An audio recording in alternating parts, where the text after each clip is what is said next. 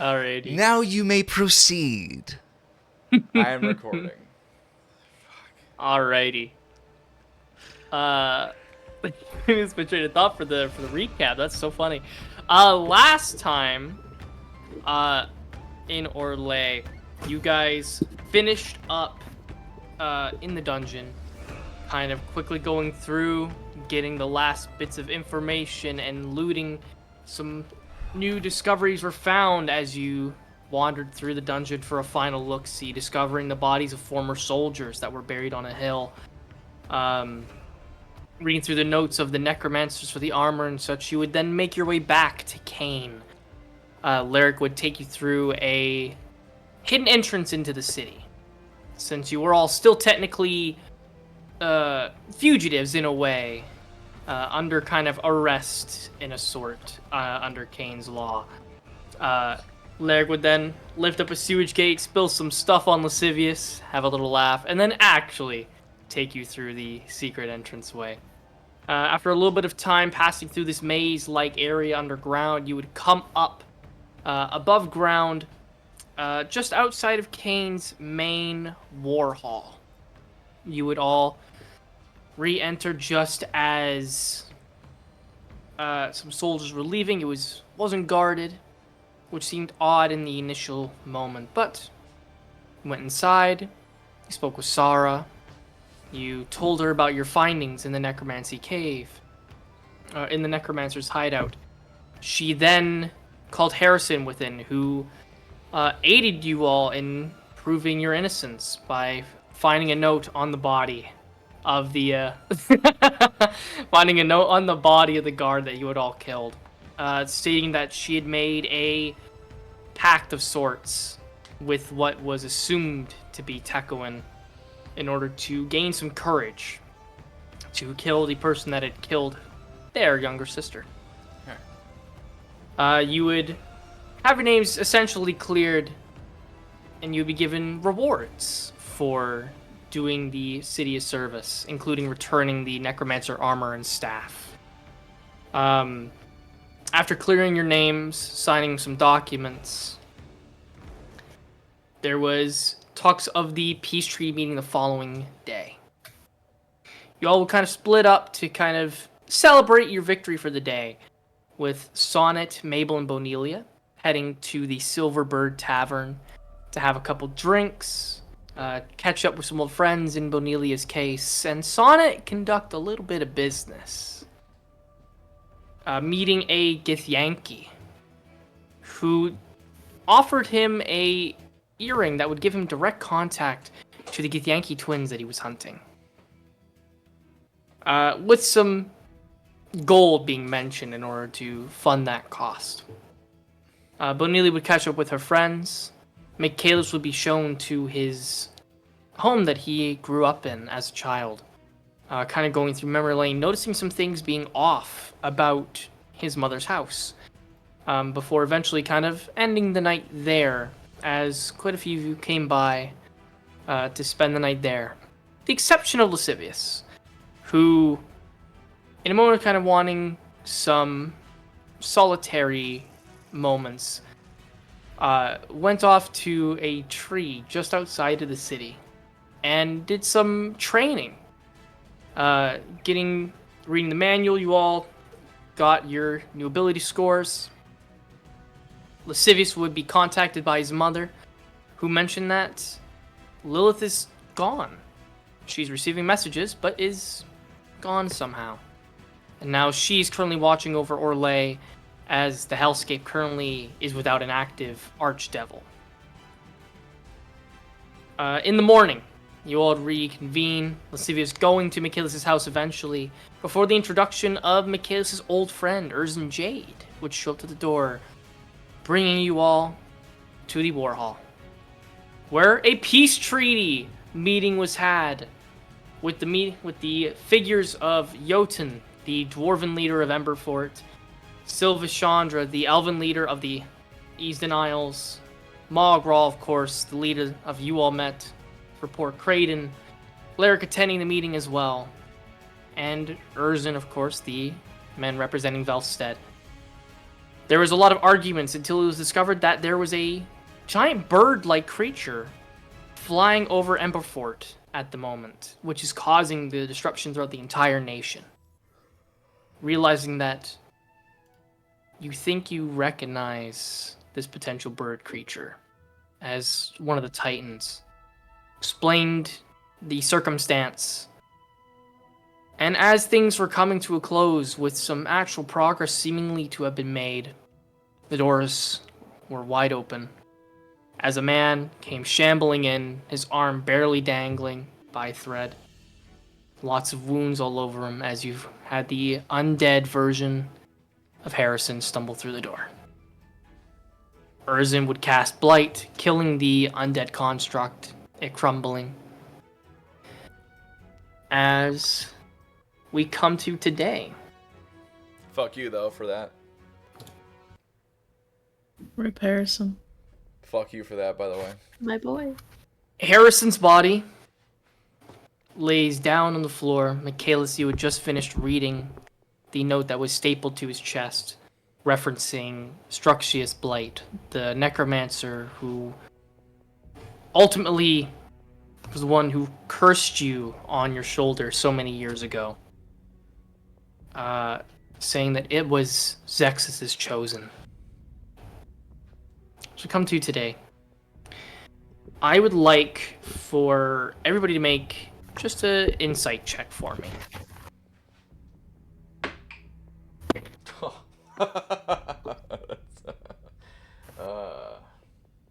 It's a dirty 20. Sonnet? Mine is a 22. Mabel? 26. Michaelis? 21. And Lascivious? Deece. Nuts. And 10? 10. Perfect. What the fuck is going on here? As Michaelis reads out this note and finishes on Structius Blight, the room falls into this silence. You could hear a pin drop. And as you all kind of look throughout the room, even with the 10, you notice that everybody has this almost scared kind of look to their eyes. This name carries great weight. And you can see Silvus and Urzin look especially shaken. Urzin, as Michaelis had mentioned, was a former member of his squadron before they split up. So Urzin has first-hand experience with the Necromancy War, including potentially this name. And same with Silvus. Even with Silvus mentioning himself being a coward, potentially not necessarily being on the front lines, everybody has this taken aback kind of reaction to hearing the name. Jotun kind of like shifts in his seat, looking a little uncomfortable. Silvus also kind of like shifts and puts his full weight into the chair. You see Mogral shifts from this almost concerned and kind of scared eyes, which is something that you've never seen in her before, to one of anger and confusion. Sara as well has shifted from this concerned look to one of outright confusion. Blaric looking towards Mogral and then to you five before returning back to his region's leader. As Urzin kind of speaks up and goes, "That's impossible. Structius is dead." I killed him. I plunged a dagger right through his fucking skull. What did you guys do with the body?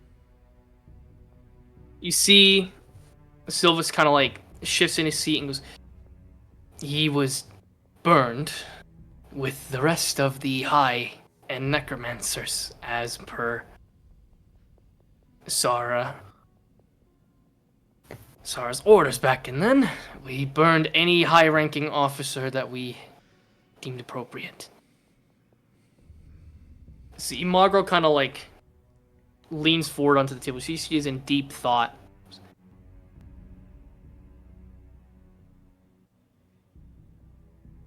Do we think it's a copycat?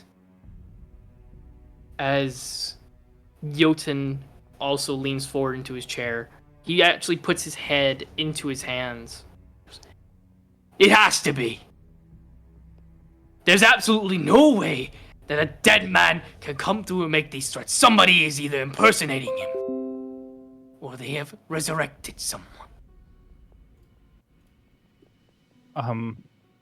To be quite frank, at this point, I don't find it to be that far off now. We're dealing with like necromancers. Like, for all we know, Ezekius brought him back and like brought his essence back. I don't know. I don't completely understand it, but if he's able to bring back anybody just from their essence, then I don't know what else it could be. Tell me, who has a passive perception of over 15? I do. I do. But I think, given that I had asked Tasara about that specific instance, I think would I like notice what's going on here? What do you mean? Well, I had specifically asked her, why aren't we speaking about Zexus? And she said, yes. later. Yes, you see that she's now kind of deep into that thought as well. But with, do you have a passive perception over 15 as well, Michael? No, definitely not. Absolutely No? not. Okay. I'm too worried have about. I'm 17. too busy like tending to Harrison. Yeah. Mikaz, did you have a passive perception over 15? I have a 17 of wisdom. Okay. Yeah. So everybody, with the exception of Lascivious, overhears Jotun kind of disgrace the gods just under his breath, just very quietly. Just goes, fucking gods, messing in business. As there's a very clear shift that this might be one of the first times that gods have ever actually properly interfered in Ecrium in any sort of way. You know of Bane's becoming of a god, but there was no natural godly presence in Ecrium as far as you guys were aware, and this might be a first in the nation's history. I would also like for anyone who has anybody who doesn't have a 15 or higher to roll a perception check for me. So Michael, that would just be you, I believe. Don't make it. What's the total? 8. Okay. Everybody else happens to catch. While this whole commotion is going on, you all, with the exception of Lascivious, who once again is kind of too focused on Harrison and just kind of like taking care of it. I'd actually, real quick, immediate- resolve whatever you're doing afterwards, but I would like to make an investigation check on Harrison to see if there's any residue or any residuals off of what might have happened. Like anything. For sure, that I could yeah. pick up.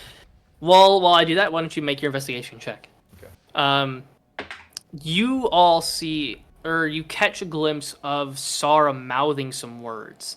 They're silent, but you see she's mouthing as her eyes kind of like don't focus on anything. As Mabel, with your arcane, and Sonnet, with you knowing the spell as well, you can see she's casting message. Yeah.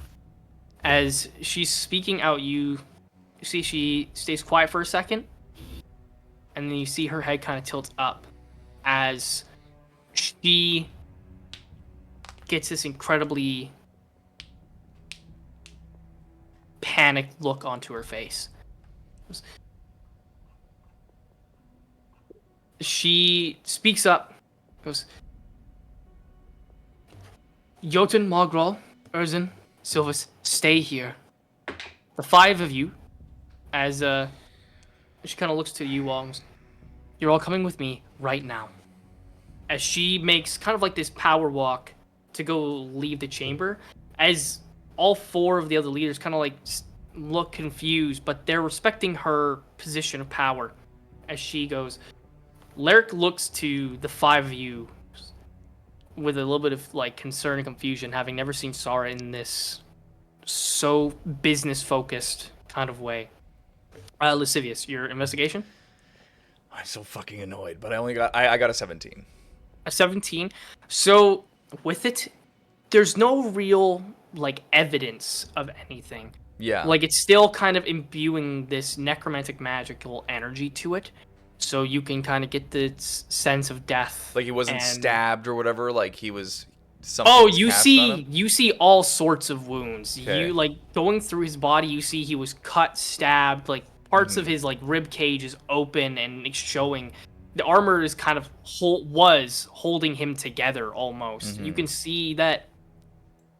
What you can assume was the necromancers that killed him and resurrected him. They fucked him up Yeah. before resurrecting him for this particular purpose. And that's had to happen like super quickly, right? Like, or did he? You would- did we get the stuff he- before he- we went to bed? I think this was overnight. Yes, probably. he gave you the items that day and then went off to go put together a team to go retrieve bodies. So you can kind Oh. of gather that it happened in the probably that night. How long did it take for us to travel to the cave? To the cave was about half a day. So, and then what time is it right now? At the moment, from the following day, you're looking to be around somewhere between 10 a.m. to noon. So he probably didn't set out at night doing an overnight trip to retrieve the bodies, right? No, he specified that he was going to assemble a team to go do it. He Yeah, never mentioned so- that he was going to go. So this happened within city walls.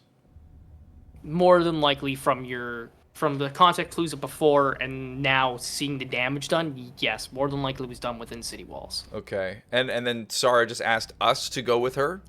Yes, she looked to the five of you and said, "Come, follow me." Okay. Yeah, I think Lascivious gets what he needs to know. And he takes a mental note that he wants to do some investigating around the police area, like the prison area. For sure. Who all goes with Sarah? Does anybody disagree? Are there guards around here to protect the people we're leaving? As you kind of like open the door, there's like a couple of guards. It looks like Sarah cast a message to get a couple of guards to come by. So yeah, there is a guarded presence to this area now. And also, Like, as she opens the doors to leave, I should say. And also Lyric's there too, so. Yeah, Lyric is also there. Yeah. I have no reason to object. As I'm going away, I just want to quickly make a side remark to Mogral and just say, whenever you have the time, I'd like to speak to you. If I don't get a chance after this, She just gives you a small nod. and then I follow. So Does anybody stay behind, or does everybody follow Sarah? I'm just follow. gonna. Okay. I'm gonna message Lyric, For sure. and I'm just gonna say, well, keep an eye on these guys, but also, just don't trust anybody. This happened too fast. I don't really know what's going on. Keep your wits about you, and then, yeah, that'll be it. You see Lyric, like, as you kind of turn to follow Sarah, you see him just give you, like, a very small nod, and you hear his voice in your head just go, "Agreed." Nice, and then I will follow. Okay. Son says Mc- noise. Nice. Michaelis, you follow? I follow. I guess give a nod to Urzin just to like it's like take care for now. Just like He stays silent, but he does give you a small glance. Mabel? Yeah. On the way out, could I cast a quick detect magic on Harrison? Like, I know it's necromancy and stuff, but like, Mm-hmm. if there's anything Um, in particular. So with detect magic, it does take around like a couple of minutes to do it. So you'd be able to do it, but not in that particular instance, as Sarah is kind of like Right. enforced priority on Mhm. what she wants. But if the body is still there, then when you come back, absolutely, yeah. Gotcha. Okay. Then in the meantime, I'll just tell Lyric be safe and then exit. For sure. You all follow as Sarah kind of leads outwards. The door kind of shuts behind. You see about 6 or 7 guards kind of stand posted at the entrance to the war hall. She leads you down a alleyway and into to a door. You see she kind of like knocks on it a couple of times, and I see a guarded figure opens it and goes, "My lady, yes? We need to go down now." As she kind of bypasses this guard, blowing past him, to go downstairs. Michaelis, you recognize this pathway as this is essentially evidence storage and lockup for historical artifacts. Ecrium not being very magically tuned doesn't really necessarily keep anything unless they find it to be incredibly significant. So this area isn't really used all that often, but it's guarded heavily because typically what's in here is powerful. Going down, you see a couple of rooms that are holding a couple different artifacts. There's like a couple of suits of armor that are dented. There's a couple basic bits of weaponry that give off this magical lessons to it. But as you go down, there's a section at the end of a hall that looks to have been has 2 guards standing to it. As Sara kind of walks forward, you see it leads into a room that's about a very wide open space. Looks like it could fit a decently sized crowd of people in it. And inside you see the necromancer's armor and the necromancer's staff.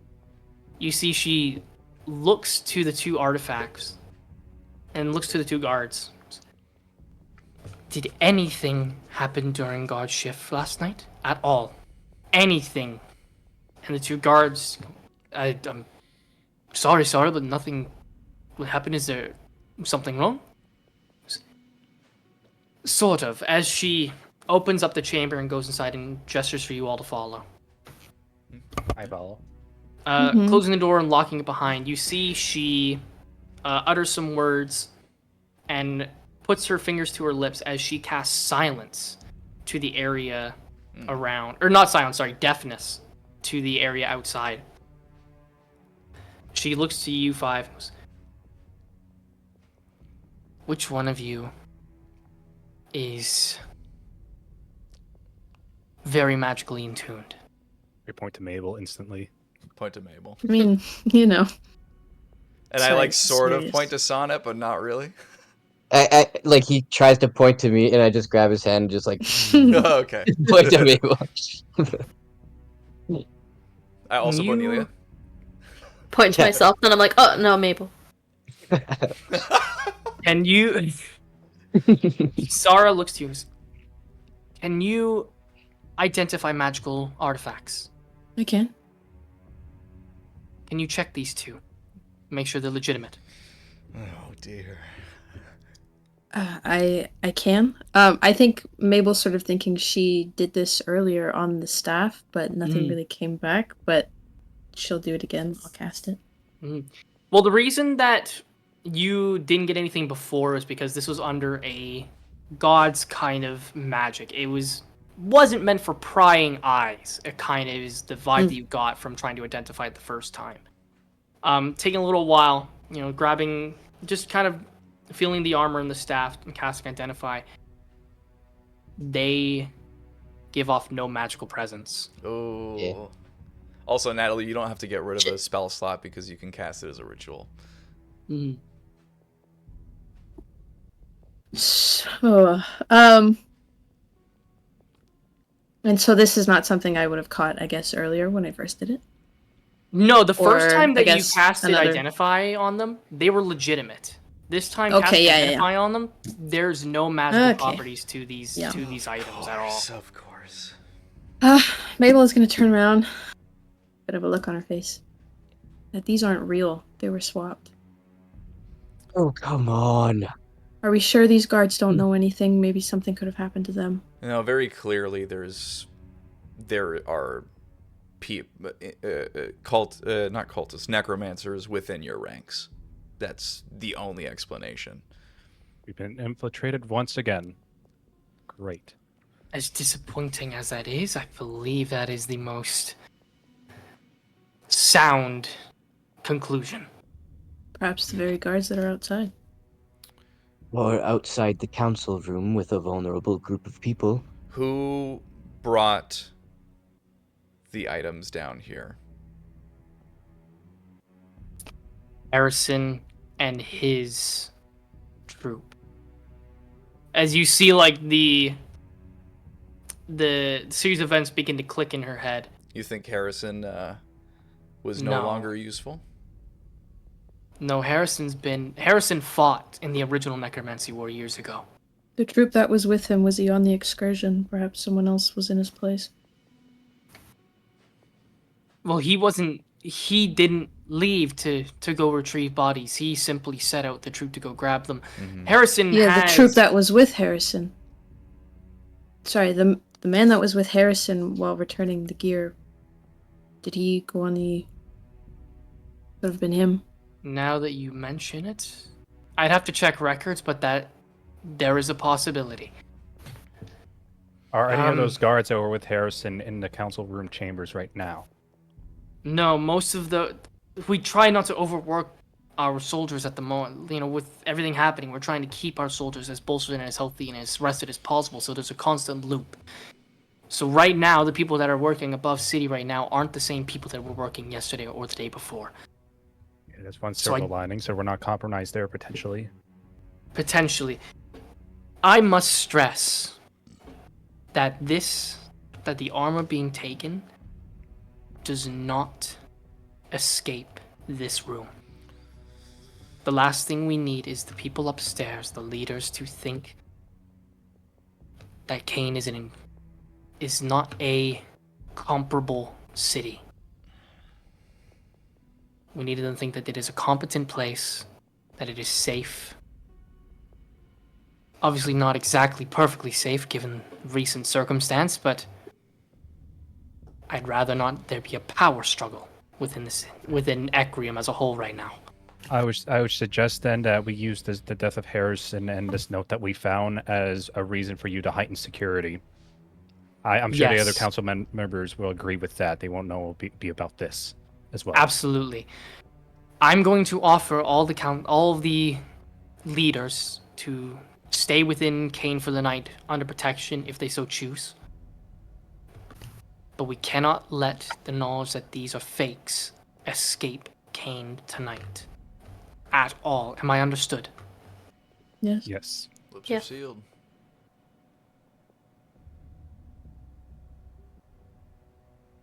You see Sar begins to calm down a little bit. I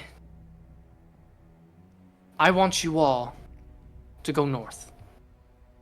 I want you to see what you can do to help Emberfort with the flying creature.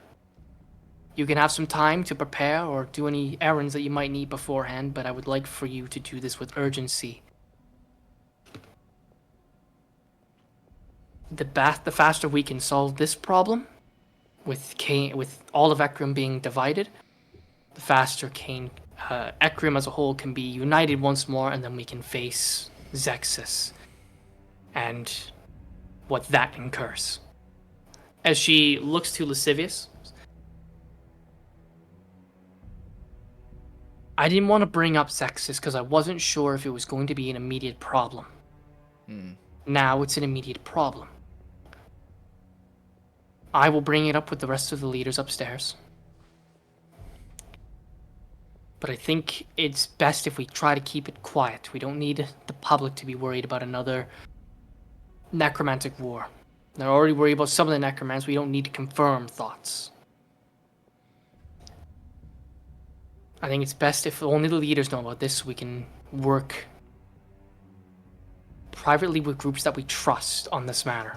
If Kane is already compromised with people and necromancers taking out guards and stealing artifacts, then we need to make sure it's people we trust working on this. Can you trust all of the leaders? I have no reason not to. Real quick, Everybody- wasn't there something that was slightly incriminating of Silvus? Or Slivus? Silvus is essentially a abandoner. Made some bad calls during the original war and fled like a coward. I don't think he is necessarily up to task on something this large. I don't think after everything he's went through that he'd be a turncoat either.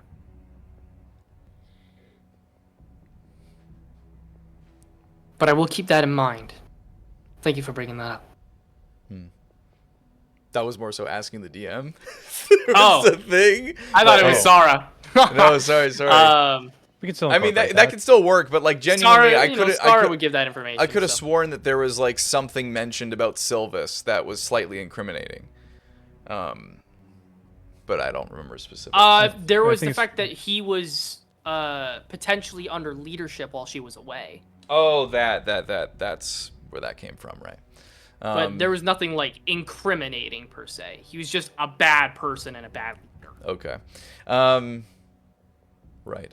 I think you should immediately start trying to snuff out who this turncoat is in your ranks, because until clearly they're able to let people in, so what's stopping them from letting in more? My thought exactly. There's going to be some restructuring of our army force here within the city. Absolutely. Some thorough investigations are going to be had, including the people who worked for the last previous few nights, including today even. I don't want to skip nobody. I would start with the men who were on the excursion to the cave. Or we're supposed to be. For now, are we all clear? We keep this hush about the armor on the staff. We bring up Zexus upstairs. But we do not allow this to become public knowledge. Agreed. Thank you all. I appreciate this more than you could understand. As you see, she ends the deafness spell towards the outside. She goes to leave.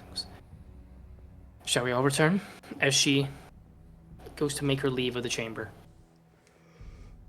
I just kind of glance at everybody and then I guess I just follow. I don't really have much to say.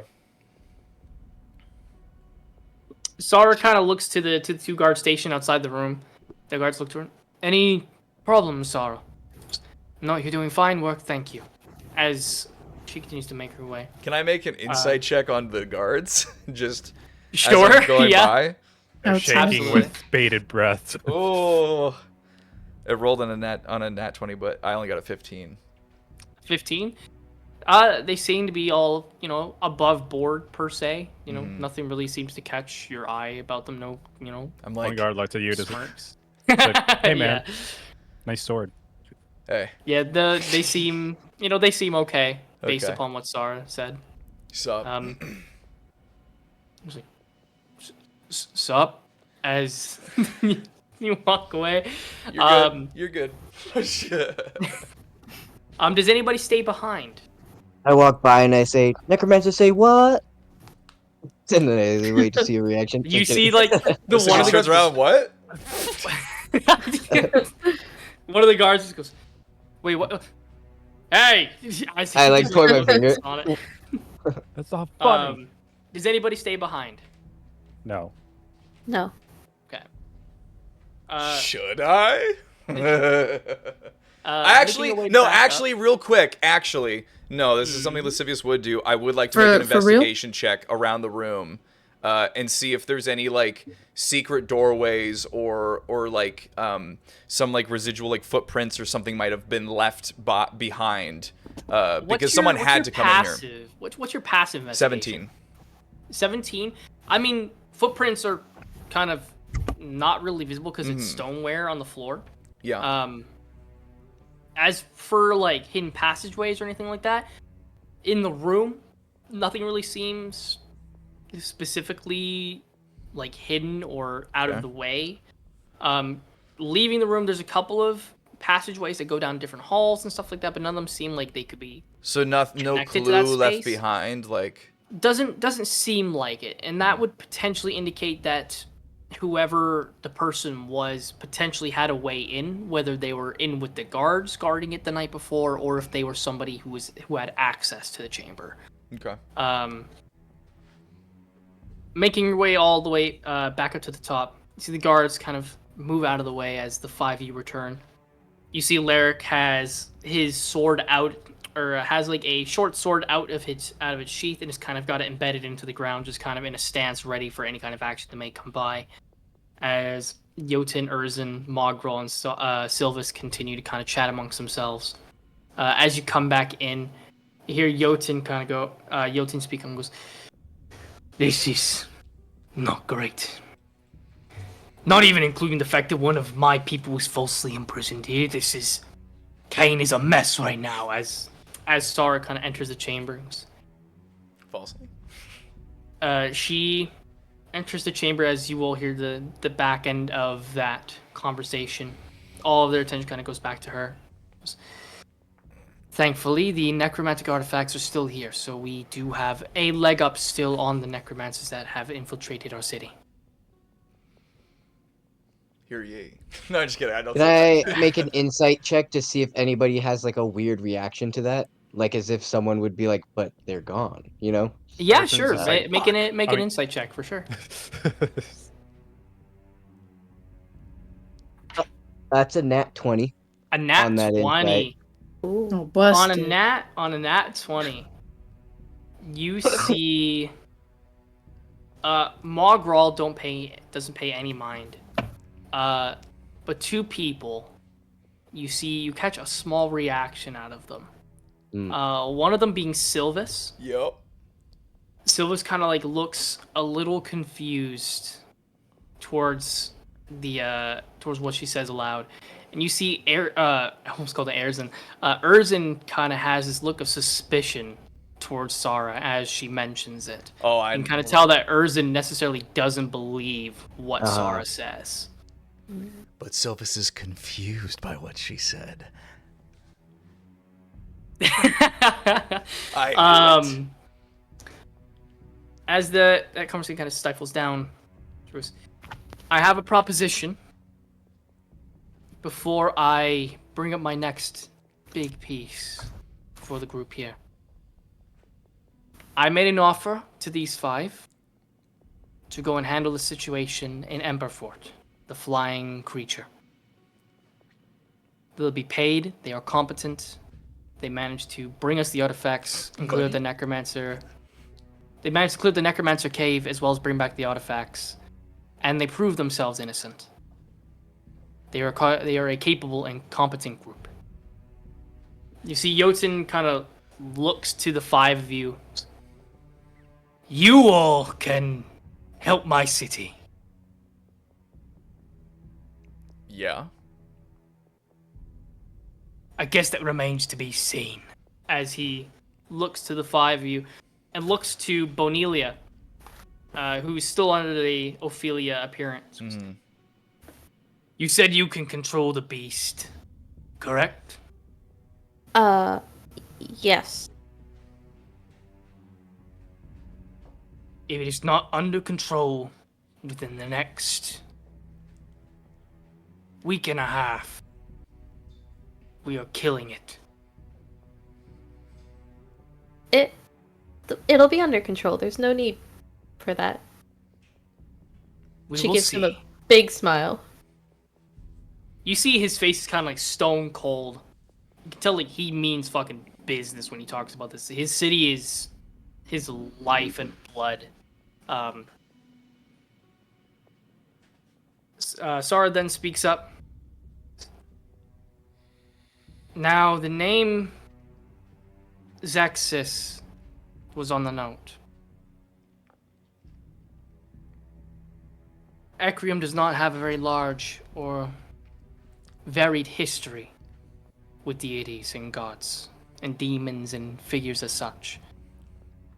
This is probably the first time since potentially the founding of Ecrium that a deity has made its presence known. I would appreciate it if you would all keep this under wraps, as I would rather all of our citizens to not have some unrest worrying about a necromantic god springing up undead constructs wherever they may be. As far as our information has been unfolded, it is still simply necromancers. You see Jotun, Erzin, Mogul, and Sylvis kind of like think to themselves for a second before giving like a small nod in agreement. I do offer you all a stay within the city if you feel so. You will be protected, we can give you guard detail. But if you feel like you want to leave and return to your cities, given the recent effects, you may. I'm not going to hold you here. Jotun and Mogral kind of just adjust their seats and go. Mogral speaks up and goes, "My port needs me. I will not be staying, and I am capable to travel back on my own." Jotun also was up. "And I must make preparations for your group. If they're going to help my city, I should at least be accommodating and potentially give them a place to stay. So I will also be leaving." Silvis and Erzin stay in their seats. Erzin speaks up. "I will stay within the city, Zara, if that is all right." Silvis also kind of raises his hand and goes, "Same here, if that, like you mentioned, if that's okay. I'd rather not exactly like to make the boat trip back to Eastern Isle just yet." Zara kind of gives him a nod. You may speak with our treasurer when you leave after this meeting is done, Erzin and Silvis, and you can get rooms. Unless there are anything else that anybody would like to bring up, I can consider this meeting adjourned, if the rest of you are okay with that. I just raised my hand. This one little point of order I would like to bring up. Given to what we know about this potential threat, or this not potential threat, this threat now that has shown itself.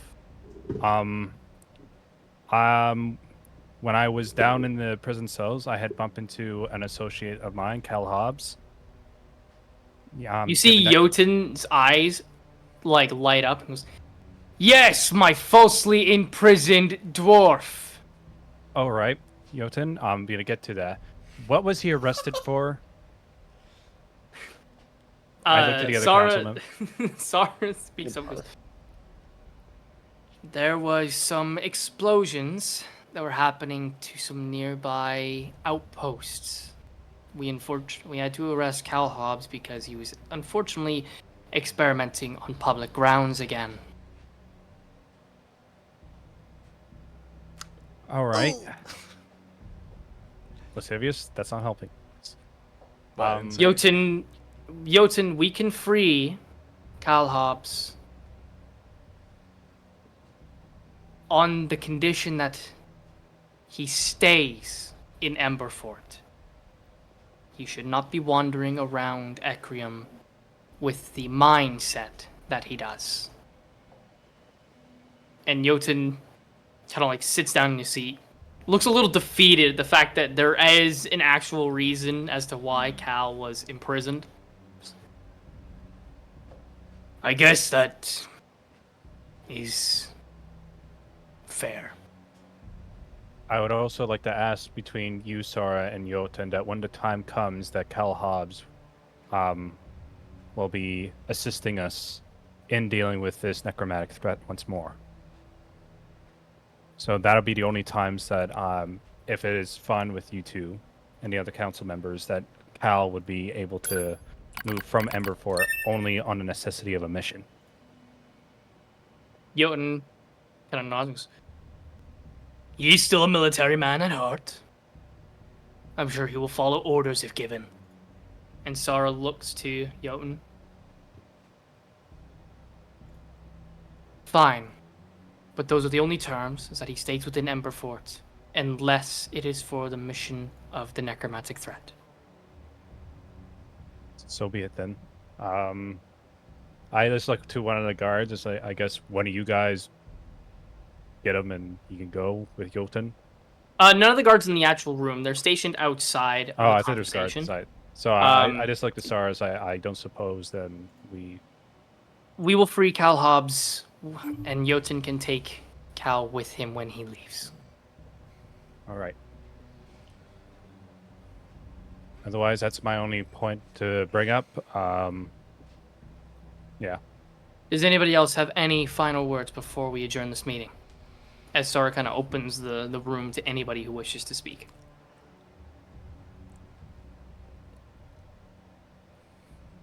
Then I will consider this meeting completed. Thank you, everybody. As you see Jotun, Mogral, Silvus, and Urzen kind of like pack up some things. Lyric looks to you, Sonnet, and gives you a small little like gesture to like go off to the side. All right, I'll go off to the side. Lyric comes up to you. You mentioned you're going north. I assume you intend to potentially deal with our situation.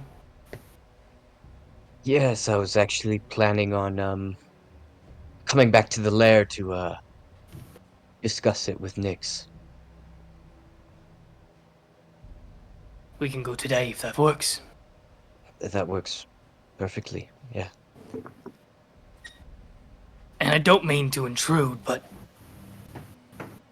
if it is making a stop to go potentially find them, if you're looking for the extra company, I don't exactly have any plans. Well, I would like that. How good are you at hiding your lichen form? You see, he kind of like looks to himself. I mean, I've got it under control, so And I see no reason as to why you shouldn't come along. thank you. I will set up a meeting with Nyx. Do you know if your group is willing to leave right away? I think for the most part, I don't think we have too much business left in town before we go. But I'll see if I can get Nyx ready I'll give you an hour, if that works. works for me. Alright. You can bring them if you want to this time. I'm sure Oh. they're trustworthy enough for it. I'm not sure how they'll deal with the rat The folk, though. stench. Or the people staring at them. Hmm. Yes, they'll just have to get used to it. It should be fine. You remember the secret entrance, will ya? Yeah. I'll meet you there in an hour. As Lyric goes to make his leave as well, Jotun and Mogral are kind of packed up their stuff and they begin to go. Sara brings in a guard to take to Jotun to go see Cal Hobbs. As the leaders kind of make their exit, Mogral looks to you, Lascivious. She kind of like goes off to the side and kind of waits just outside the door for you. Yeah, I go meet her.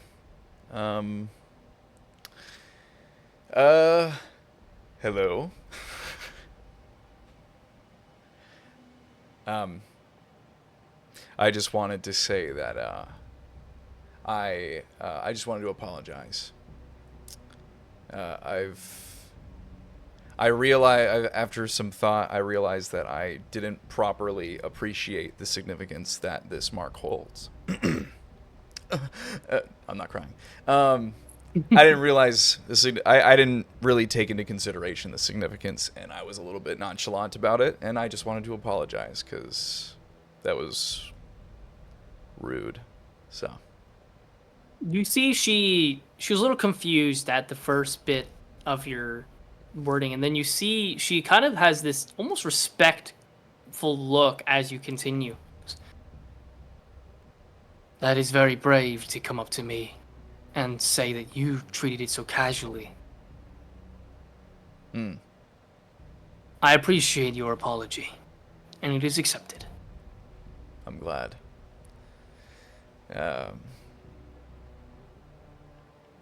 Stay safe. Mogral gives you like a pretty respectful look as she continues to make her way. She stops just a quick sec for a moment though. She kind of like looks back to you.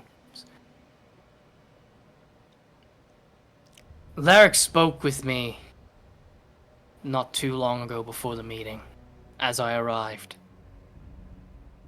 He speaks quite highly of you and your group. Yeah, that's good. I'm glad we think quite highly of him as well. And his group. As As you should. As she goes to continue to make her way. Alright. 27 So persuasion. So Yeah. nervous in front of the muscle mommy. As you come back into the room to kind of reconvene with the rest of the group, the rest of the leaders have kind of left. Sara actually kind of looks at your group. One last word before you all split off and tackle any errands you may need to run. Lascivious, you asked about leadership while I was gone. Yeah. I We're unfortunately outside don't... of earshot of the rest of them, right? Okay. Yeah, the leaders have pretty much left the room. Sara looks to you all. I unfortunately don't have records for my entire leave, as I'm gone for quite a while. But I do have records for the last 5 months. Oh. As you see, she pulls out just like a piece of paper that and goes through a couple of names, a bunch of nonchalant ones, but then at the priority list towards the top, you see Silvis's name. Over the last 5 months while I was gone, just before I returned, Silvis was making half orders in Kane on my behalf. Keep an eye on him. Agreed. He's going to be under close eye while he stays in the city. Good. And whenever you're ready, I'm totally down to interrogate him. We need to find evidence of him needing to be interrogated first, but I appreciate your enthusiasm. I guess so. I guess. Jotun gave you all a week and a half. Traveling to Emberfort takes about a week. I can arrange for horses or a carriage if you would like. Depending on how many people you are taking with you, I can arrange for individual horses, or I can arrange for a couple of horses and a decently sized carriage to take you all. It won't shorten the trip by much, but at least you won't be walking the entire way. Right. And I must also stress you be careful in the Strixlands, as the Githyanki are territorial. Very much so. I'm gonna turn to my group and just talk to you guys. I know we've been used to riding a carriage for a long time back in Orlais, guys, but I recommend that we probably get individual horses, because if we're ever attacked or something happens in the Strixland, we're gonna be completely hindered by having a big, bulky, heavy carriage before us. I am not riding on your horse, so individual Well, horses. She Well, specified that everybody would get their own horse. Okay, Yes. and that's okay. I'm also say is that as a caveat, if anybody is uncomfortable riding a horse, I would be then, uncomfortable like, wearing a horse. You are correct. Yes, very much. But if anybody wants to pair up, that could happen too. So, but otherwise, we all be getting our own horse if you're comfortable doing so. Yeah, I probably could do that. I mean, I looked at When was the Sarah's. Like, last our time? horses are pretty well trained, so I think even a novice rider will have no real trouble unless it comes to hard riding. So, Yeah. right, Sarah? Yeah. It'll be fine. You see, she kind of like gathers up her paperwork for the meeting. I will be returning to my homestead to finish up filing some paperwork for this meeting here. If you need me before you all leave, feel free to stop by. Otherwise, I wish you all safe travels, and when you do return, please fill me in on any information you might have learned, if you come across any. And I will keep you all informed if I come across anything myself. Just let us know if you find evidence of, you know who. You seem really eager to interrogate him. I just want to be right. That's kind of more or less the gist of it. Lascivious, I That's feel kind like of I his have. It's his thing. Lascivious, I feel like, Yeah. you know, I really don't like Silvis too, and I feel like you're gunning for him harder than I am. Well, listen, there's a lot of evidence right now, anecdotal sort of, but that is kind of circumstantial that's pointing towards him, and it just seems a little too convenient. the situation. The last 5 months, somebody had to either been a guard or had access. You know what? If he had access, you know what? It doesn't seem. Well, as of right now, Lascivious, he's proven to be incompetent and a coward at times, but I have yet to see him be a turncoat or willing to betray his own country. Most Michaelis, turncoats it's are been cowards. 20 years. Most turncoats are cowards. If you can't commit, That's a valid reason. yeah. But we will see. Like, hopefully he's just being frivolous again, and he's not actually intent on selling us out. Yeah, let's hope so. Oh, it's a big Urson. Sarah, a moment. I'd like Mabel to kind of catch her on the way out. I'm sorry, Mabel. Yes. Yeah. Also, the body of Harrison. Harrison cam? is the body cam. The body of Harrison is Yeah. just off to the side. He is You an are able officer of to the law. you're able to detect magic on him whenever you want as well now. Cool. Yeah, I'd like to catch Sarah just before she leaves. Would you happen to have any permanent teleportation circles or runes in the city that are still operable? I just offered you horses. Do you think we have mages here strong enough to No, do teleportation circles? It was just a thought. Really, Mabel? I'm sorry. You're not a part of this. I- You can't hear this right now. Okay. I appreciate the potential, almost compliment of the city to think that we'd be magically capable of doing such things, but the city is not exactly. In fact, the nation isn't really magically attuned for the most part. If you haven't grasped it, Right. Yes. Well, they don't need- if you have the capabilities, though, you can feel free to. If you have anything that will allow yourself to teleport here, you can feel free to inscribe runes into the ground if need be. If you have anything that you can do, but I'm afraid I don't have anybody that can set any up. Yeah, no, that's all right. But thank you anyway. Of course. Sarah then makes her way out. It is just the 5 of you left in the war chamber. What do you guys do? So, I just want to make note of something. Yes.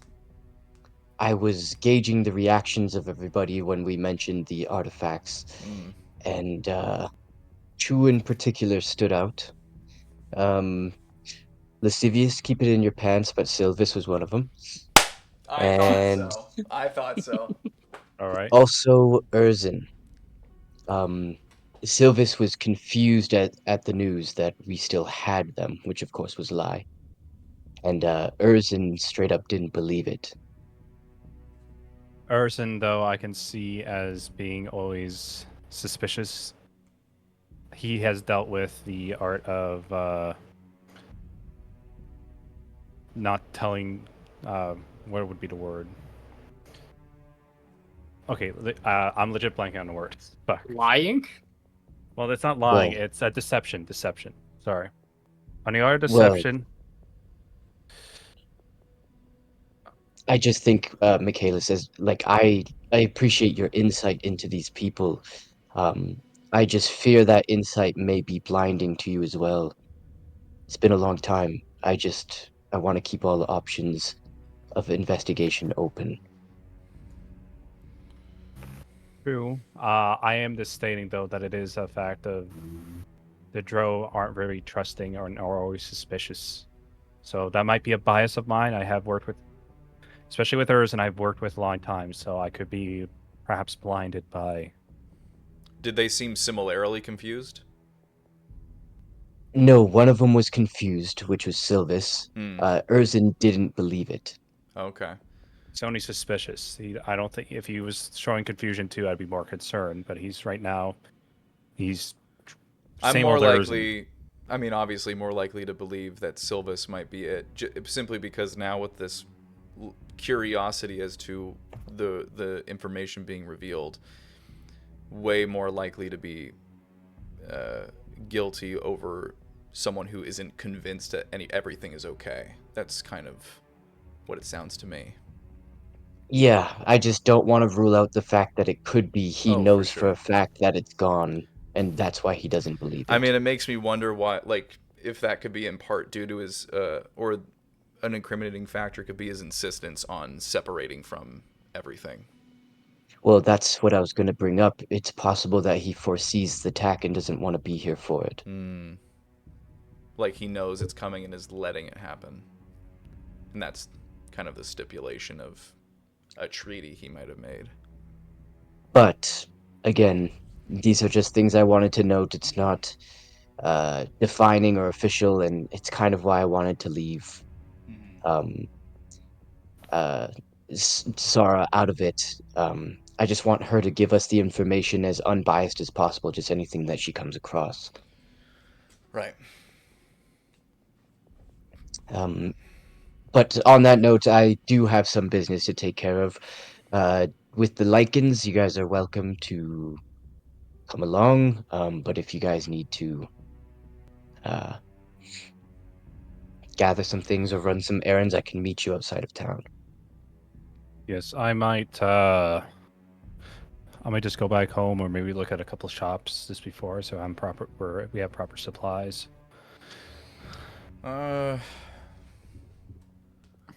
I think I'm gonna go check out the prison and do a little look-see-loo and see if I can't find any evidence lying around. I don't really have anything It's a good pressing call. right now. I feel like they could use the extra hand, or Hmm. also just, yeah, be careful while you're in there, of course. Yeah. You can't truly trust No. them. It'll be fine. But I'll be careful. Mabel, maybe we get ready to sending on Lascivious just in case at some point, just so we know he's okay. Yeah, I can do that.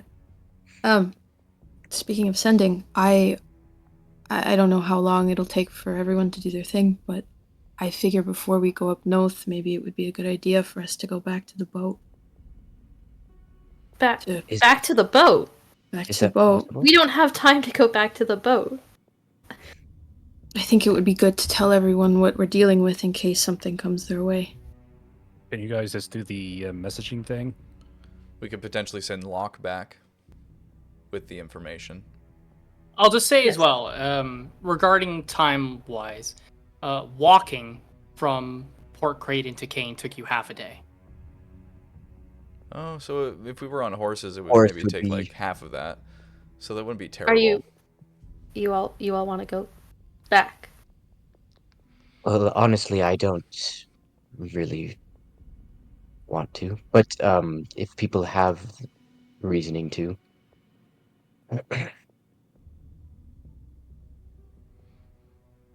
Bonelia, I know it's probably urgent, your mission too, so we should consider that as well within this. Bonelia, do you know how much time we have left? Not a lot. I should already be on my way, to be honest. Perhaps we should do that first then. I think we should just gather our things, do what we're going to do, meet up in a few hours, and I think we're going to have to put the boat on a back seat for now. Yes, that's fine. I'll be waiting outside of town. And Bonelia leaves. I'm going to wait till Bonelia gets out of earshot, and I'm just going to mention that to everyone. I don't like Ashanta, and I don't like what Ashanta seems to be doing to Bonelia, which is being very vague and not, I don't know, it just doesn't rub me the right way. Am I the only one who shares that sentiment?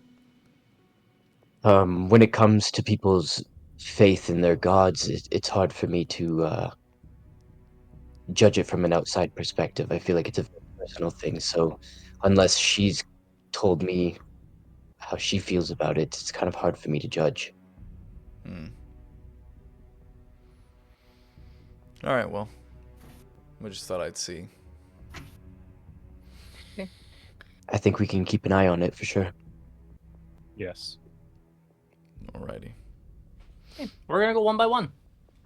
Bonelia, when you're making your way out to the city, do you do any stops or anything like that? Nope. I think she has everything on her.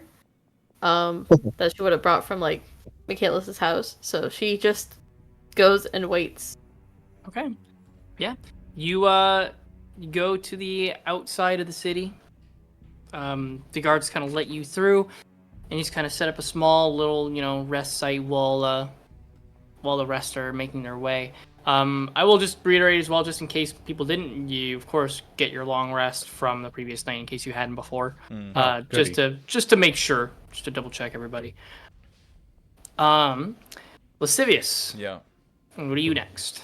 I go to the prison, and if guards have anything to say to me, then that's fine. But I'm mainly just showing up, being like, "All right, boys, I'm gonna do a little quick investigation."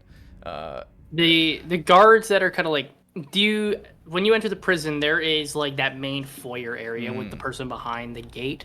You can walk right into the prison, no worries. Yeah. But are you going up to this person that's behind like that counter and saying that? Or? I'm gonna go up and just be like, just so you know, I've been given permission by the whatever her by Tassara. I don't know what her position is. I don't know what it's called, but Tassara is giving me permission to hold my own little investigation into recent events. So if you don't mind, You see the person behind the counter. It's like this half this dwarven-ish woman. You see, she kind of looks to you and goes, "You've been given permission by Sarah to do investigation in the prison. Where is Harrison out sick or something?" oh shit! I guess it's kind of just happened, didn't it? Didn't know he was gonna have to do therapy as well. Harrison is dead. You see, like her face kind of goes like a little pale. She goes, "Does it have to do with Harrison? Was he involved in something?" That is uncertain, but I know where his general direction was last night based on what he had said, and so I just want to take a look around and see. Of course, you see she reaches under her drawer, and you see she's kind of shifting some things around. You can make a persuasion check for me. Okay. 27. I rolled a 4. Yeah.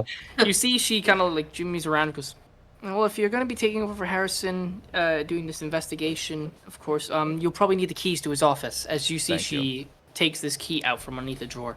Yeah, I grab the keys. I go, "Thank you for your cooperation." I'm just so super professional all of a sudden. And then I go, "Be careful."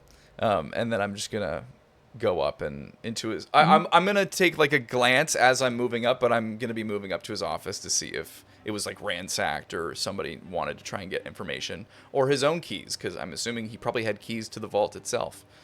For sure. Yeah. Just unlocking the door into his office. His office is in pristine condition. Actually, it looks cleaner than when you came in the first time. Interesting. Some papers kind of laid out through the desk. You see a couple like prison transfers. There's some names of some of the prisoners that were just recently put in. You see there's a list of a couple of people that you see the list of names that Harrison was investigating for some of the necromancers that were brought up.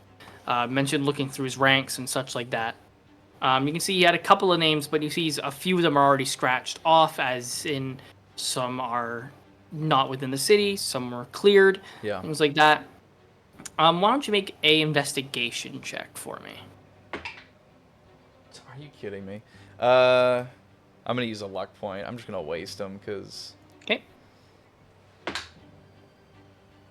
It's literally just if I rolled under a 10 now. I'm just gonna go with the 17. I can't get any higher. For sure. Than that. Sure. With a 17, kind of like rummaging through this office, you see a lot of things are kind of kept in the same order of fashion from when the first time you came in. Things being a little cleaner, obviously, like papers are stacked in a much better file.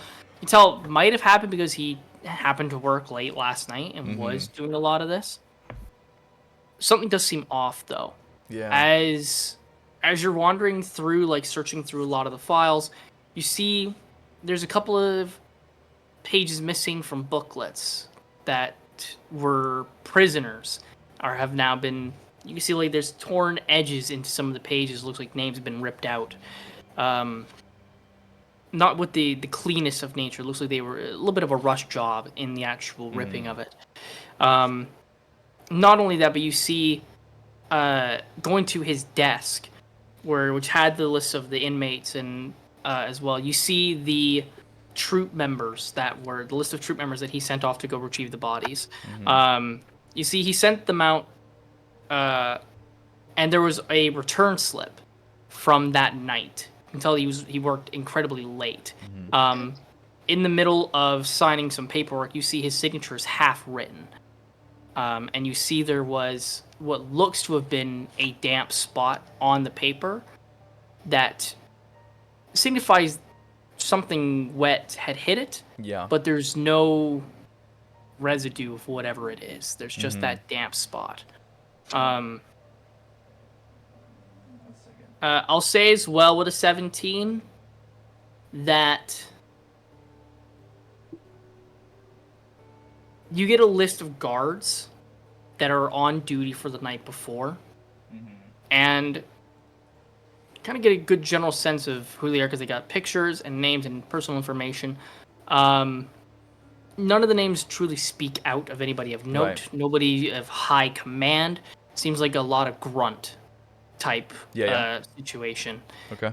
But you can add a list of the names of the previous soldiers of the night previous to your inventory. I don't have a list of like a bunch of names. That's fine. But, Yeah. The last thing that I'm gonna do, knowing now that he was killed last night in his office, working late, I want to go down to the dwarf woman, and I'm gonna go. Were you working last night, or was someone working in place of you? No, I relieved an elven woman this morning. You relieved an elven woman this morning? Like yes, she was I working relieved last her night. of her duty. What's her name? Does she live here? Yes, she lives within the city. Where does she live? You see, she points to the map of Erkin that they got onto the wall behind. You see, she points kind of off towards the area that's kind of got like the farmers and such. She kind of like flips through notes because she's relatively new. She kind of goes through. Apparently, her name was Kara. Doesn't have a last name, but I just have Kara here. Kara. Kera. What does the roster look like for people that came in last night? Prisoners, just a couple of people wanting for misdemeanors, causing a ruckus in bars. Any visitors? Any guests? No personal visitors, from what I can tell, anyway. Okay. All right. Thank you for your time. You've been very helpful. Of course, if there's anything that, Sarah, or you need to help with the investigation, please feel free to come back. Absolutely. I'm going to leave, and then I'm going to cast message to Sarah. Oh, also, Oh? with your investigation, you didn't find a spare key to his office. I didn't find a spare key to his office. Because it's gone. Spare key was taken. All right. I'm going to cast... When you checked Harrison earlier in the day, too, he didn't have it on him as well. Sweet. So I cast message to Cesara, and I'm gonna read. I'm gonna say, okay, so this is the situation. I'll give her the list of names, the fact that he was killed at midnight or like during the night in a late shift in his office. His spare key is missing, so someone was let in, and then they took it off of him, off of his dead body, because it wasn't there when the body was there. And this is the name. This is the woman Kara, whatever. Like this person here was working as the receptionist during that time, so if anybody's going to need to be asked questions, it's her. And then I go, I wish I could do more, but we obviously have other pressing matters, so hopefully that information is substantial enough to point any positive directions. I just did multiple messages. Yeah. You just get one message as a final response. It says, "Thank you, I will look into it." All right. And then, honestly, I'm going to go sit with Bonelia. I'm going to go hang out with her when that happens. We can do everyone else, but... Yeah. So we will go to Michaelis. Is there anything that you kind of do? You mentioned kind of getting some supplies and such. Yeah, I don't know if you had this set out or anything, but if there's like a store or a blacksmith I could go to see if there's anything peculiar. There's a couple different stores. It depends on what you're looking for. What kind of supplies were you looking for? Well, just because I've been it's still gonna be my main weapon, but I want to see if there's anything I can add for like arrows or like maybe a secondary weapon, something that's comparable. Wait. Okay. Before I do that, because I just remember I don't have any money. You have no money on your person, eh? I have $3. Yeah. There's a couple of different shops that are around that kind of do general supplies. Is Sara around? Mommy, yeah, I mean, Mommy, I require some money, Mother. She did. She went back to the home. Yes. I'm gonna go to my house first, so For sure. Skedaddle. Mommy, money. You catch her just as she's about to kind of enter into the door with a couple of paperworks in her hand. She goes, yes. What can I do for you, son? This is sound like I'm a needy child or something, but given our recent expedition and I was dead about a month ago, I don't have any money on me, so I cannot buy any supplies for myself or for my crew. Is there You reunite with your mother, and the first thing you do is ask for money. I know that is very bad sounding. Like this is not my 20-year scheme, Mother. So this is just for the sake of seeing if I can get some supplies for myself and for the others. I'm just trying to get some health potions, some weapons, and some arrows, perhaps, just for my quiver. That's understandable. She kind of guides you inside, and you see she kind of goes into one of her cupboards, and you see she's got like a couple of small little pouches. Kind of pulls one, like shakes it towards her earrings. She'll at least cover you for a little while, and she hands you a pouch of gold that has 30 gold in it. 30? Yes. All right. That should be enough, or just a couple potions and an arrow, maybe a dagger. But I appreciate it. I can't give out a whole lot of money at the moment. I'm still, settling in again myself. Also, I think it would be kind of inappropriate asking for a handout from a councilman. So it could be deemed as bribery. Yeah, nepotism. Same old. But like, I'm not trying to go into that kind of line of work. So of course. For now, I'll leave that be. And hopefully, if things go smoothly, we'll be back in a short while. Well, shorter than what it hopefully should take. Of course. Good luck and be safe. You too. Take care. Okay. Going through some of the stores throughout the city, we'll say you spend 5 gold just getting like general supplies, rations, camping gear, things that might have been damaged when you guys died. Kind of just replacing that kind of gear. And then, so do you want to go to a blacksmith? Yeah, to see if there's any like weapons I can get. For sure. Going to it, you see there is a couple of different shops that kind of pique the interest as like, oh, these guys potentially make armors and battlements and stuff like that. As you go through, a lot of it is really basic armaments, like nothing really crazy or looking kind of special. However, as you go through, you see a familiar figure, one that's probably standing about 6.5 feet tall, very broad and round shoulders. Got like this kind of patched up and raggedy kind of wear, and you see chunks of metal kind of peeking through bits of clothing. As you get a little closer, you happen to see Locke speaking with one of the blacksmiths who's currently hammering away onto an anvil on what looks to be a frame for something that resembles a mace. I'm gonna walk up to him and say, Locke, hello. You see Locke kind of like, almost like a robot, like his bottom legs don't move and his frame shifts to stand at full attention and gains about another half foot, putting him like just under the 7-foot tall range. He kind of looks to you and you see the damage that has been kind of repaired with what looks to be somewhat raw material. The chunk that was gone in his head has kind of been repaired with some raw fitted iron to it to kind of make a new casing that looks newer compared to the rest of his frame. A lot of his armor, his body is still kind of banged up and dented and scratched. Looking to you, Michaelis. See, you've been busy repairing yourself.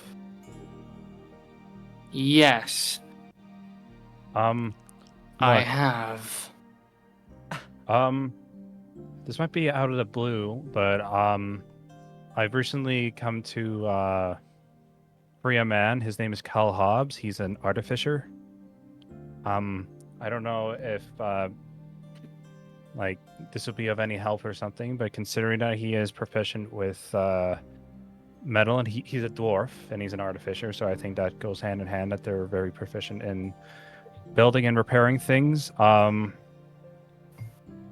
If you're willing to, I don't know where you're going to be traveling, but if you're looking for somebody who's a little bit more adept at repairing your parts and such, so they're not in this current state they're in, then I feel that Cal Hobbs could probably help you if you're willing to go out to the Ember Fort. Oh, Shut the fuck up, I swear to God. You just said there's a better artificer than you somewhere else. No, I'm not saying You that. see Locke. Locke kind of looks to you with like a little bit of annoyance. Even just kind of like referencing, like you see he has some grimace when you mention repairs and such, considering the repairs that he had to do. And he looks to you and gets a little closer. Like probably about a foot away from you. You're kind of almost chest to chest. And he looks down to you. Why should I take advice from you? You don't have to. That's just something I wanted to try and... I know this won't make amends between us, considering what has happened. I'm just trying to help. And I know I've been a hindrance and a fucking pain in your ass. I know bad things had happened, but I really feel bad for what happened, and I'm just trying to help. I don't like seeing you in this current state. You see his body language kind of lightens a little bit. You said Emberfort? Yeah, to the north. You see his face has like this thought of, or this appearance of deep thought, until he shifts his attention away from you back to the mace and continues speaking with the weaponsmiths. Yes, preferably by the end of today would be preferred, as continues conducting his business. You can kind of tell like he took the thought in, but you're not sure if he's taking up the potential advice. At the actual shop, you don't really see too much other than just kind of restocking your arrows. We'll say just to restock your arrows on it, we'll say, just chuck in 2 gold and they give you enough to replenish your supply. And you see there is nothing really crazily special looking at the in the actual shop, except for a specific piece of armor that is up on the wall. It's got this. It's got the make of elven armor. It's very decorative, and designs have been kind of etched and chiseled into it. It looks to be a breastplate, mostly made out of this finer looking material. Looking at to it, you would potentially recognize this as mithril armor. This is just kind of typical armor that elves wear, that typically heavier soldiers would wear. This piece of armor, the only real special thing about it is that if you would be imposed disadvantage on a stealth check for wearing the armor, it doesn't actually impose disadvantage. Most of the elven soldiers that you worked with were wearing this armor during the Necromancy War. Looks like they've done some new designs to it, but other than that, there's nothing really special within the shop. I'm just gonna inquire how much that is, but without really being intent on buying it. But I just want to see. Yeah, the guy just kind of gestures off to him and goes, I could part with this thing for about 30 gold pieces. It's not crazy.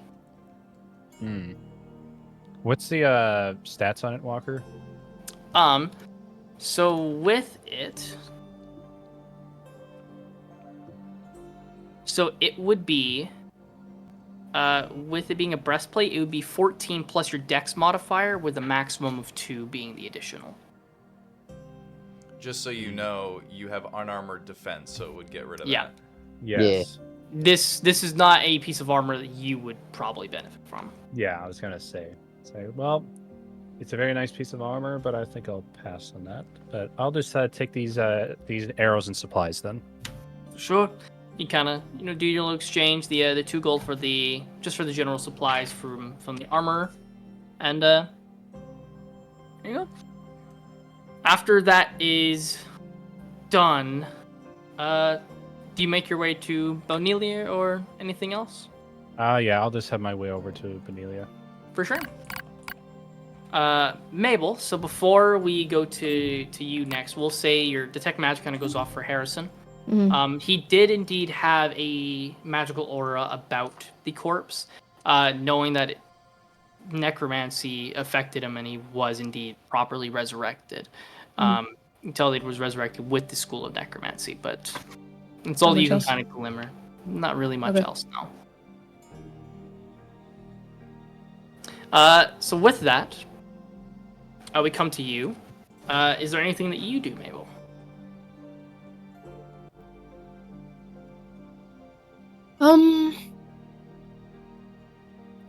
I think Mabel looks a little lost on what to do, but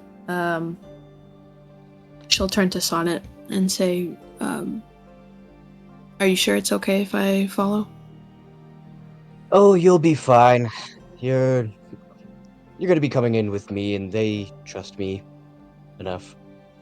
And Lyric will be there, so double fine. All right. Then I'll just follow Sonnet then.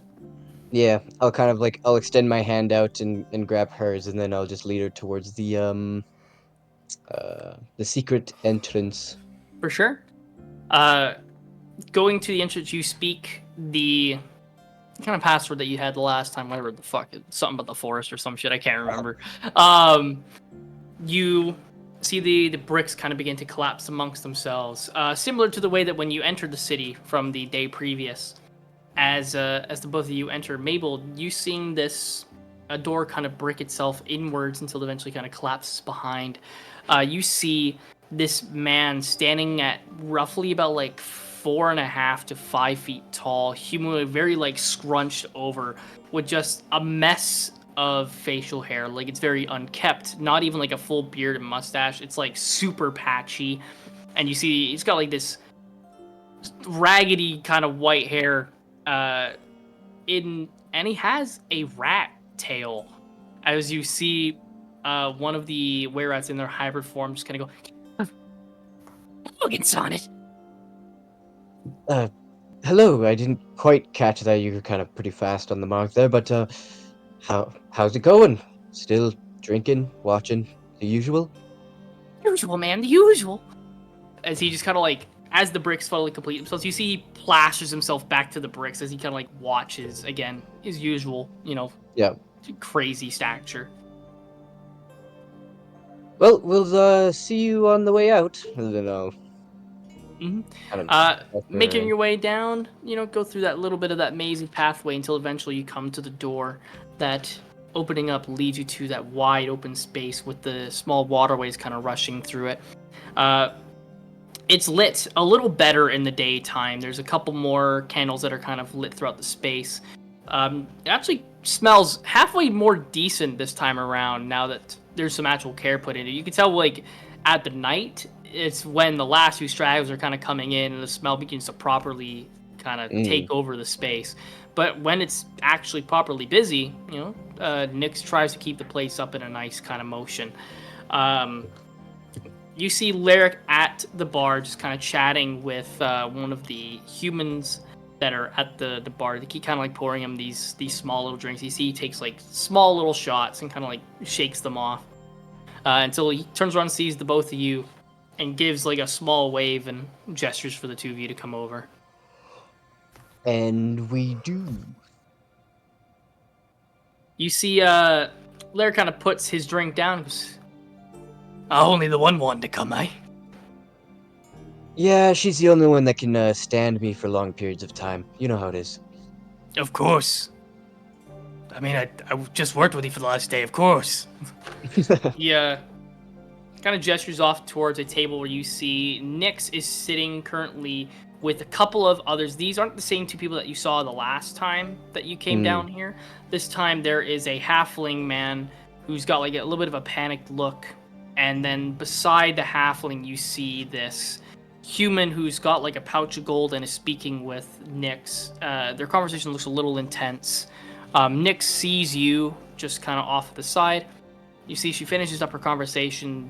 She takes the pouch of gold from them and gives them a wave. As she then gestures you to come take the seat at the table that she just opened. Nice. Nyx welcomes you. And then I come over and I bring Mabel over as well, and we both sit. Nyx kind of like puts her arms over as she kind of like sighs at big things. You would not believe how busy this place has been this morning. A couple of people are trying to get some things done, new hires, new lichens, in fact, surprisingly. We've gotten a lot of new flock lately. It's quite endearing.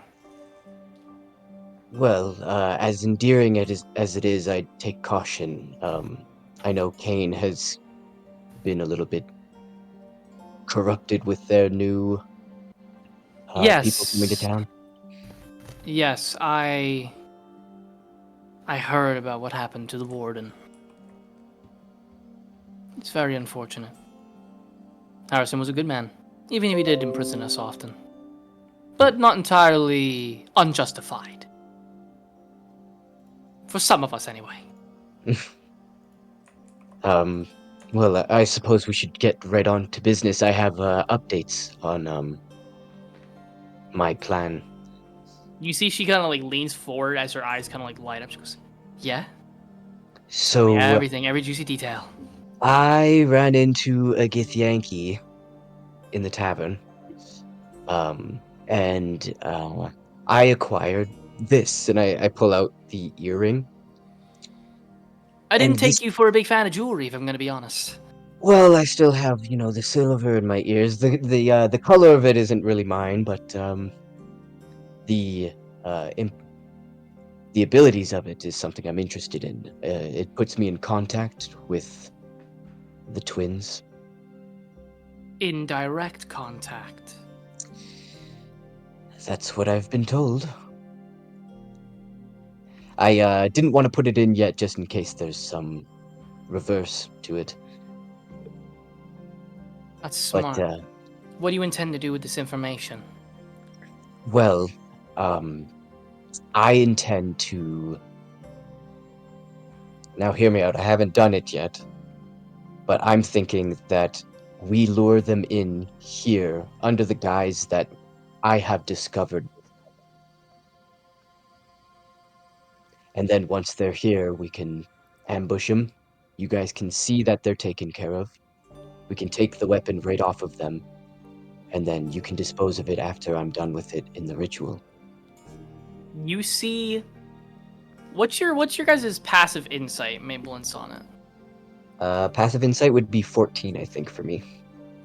14, Mabel? Yeah. How would one calculate that if that was a question I had to I ask? think it's base 10 and then plus whatever Yeah. bonus you get to your insight. Yep. So if you get like a +5, it's a 15. 19. 19. So with a 19, and what'd you say was your Sonnet? 14. A 14. With your guys' passive insight, you can see her eyes kind of light up, almost like a Christmas tree. She's excited at the thought. Mm. This would be perfect. I don't know why. None of us ever thought of this before. We have an arena that we use for combat trials and testing new weaponry and sparring matches. We could put them in the arena under the guise that they'll get as many lichens as they want. I And thought then so. the nest can just...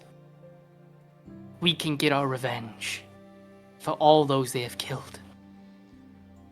And I think on top of that, just a little bit of assurance that they're no longer out there. I enjoy this there's- idea very much. Well, there's a cost to it. In order to be instilled the good graces of the informant that I got the earring from, I need to pay him 30 gold for the information in the earring altogether. No, You you don't see- need to anymore. What? If you're going to kill them, then Well, we gotta have them in the good graces so they come not under the guise that they're coming to kill me, but under the guise that I have found this and I lead them to it. right. You see Nyx begin to count out from that pouch of gold that she just received from the halfling. And you see she slides you 30 gold. Goes, and if it helps to get especially good measures, you see she slides you another 50. Oh, Give the man a tip. my eyes light up a little bit, and then it just immediately right back to regular business negotiation phase. Yeah. So that's So she hands 70 you or no- 80. yeah, She hands you 80 gold in total. We can Yes, get no. this. We can get this. We can get the sparring arena ready in a couple of days, if that is feasible. We can have it Yes. prepared in a couple of days, and then whenever you arrive, just cast message to one of us, and we can get it set up and prepared. I'll try and make sure that we're all updated with the plan, because I don't know. I know that the twins are very sufficient, but if they find out it's a whole den, they might bring more people. We just got to make sure the people that aren't combat ready are safe and out of the way. Of course, we'll get the regular civilian members out, and then we'll keep only the actual people that are willing to scrap. And then the last thing, because I don't know if the other informant is going to be in on this fight. I think maybe we should have someone keep tabs on him, and somebody should take care of him before he gets away from Kane afterwards. You Just see so she, after we take care of the twins, he can't reach out to any of their friends. You see she gestures over to the elven man that you saw from their first time going through. Nasir kind of comes by and goes, yes, Nyx. Nyx looks to him. There is a Githyanki in our city. We need eyes on him, at all times, preferably. As Nasir kind of looks to her, I can get that accomplished. She kind of gestures him away, and he returns to the table that he was sitting at. You see, he pulls out a ledger and begins kind of writing some things down. What was the name of this Gith? The gift. Let me pull up my notes. um, It's Zeketh. Zeketh was the name of the gift. the informant or Yeah, the the twins? informant. Oh yeah, it was Zesu and Kadak were the Yeah. twins. Zeketh is the name of the informant. Zesu and Kadak are the twins, in case you didn't know already. You see, she kind of gestures to you and goes, "We didn't know. They've been quite sneaky with their identity. Otherwise, we would have sent out some people earlier." Did you get that, Nasir? As Nasir just kind of looks to her, goes, "Got it all, boss." As in gestures, and he goes off. Nyx then looks to you. Is there anything else that we need to know to prepare for this, or is the plan ready to move forward? Plan is pretty much ready, but once we get the instrument from them, the clamp, I would like to make preparations to melt it down right away to forge it into a blade. As soon as possible, I would like to get this ritual started. Of course. We have ties in with the blacksmith. We can get it done pretty much the day of. Perfect. See, that gets out of the way of all what I think about the plan, and however, I should consult the actual brains of the operation, someone that can talk some sense into me. Mabel, what do you think? Anything to add? No. Nothing. Can I insight check her? Oh, she's pissed. She's Yeah. fucking pissed. Yeah.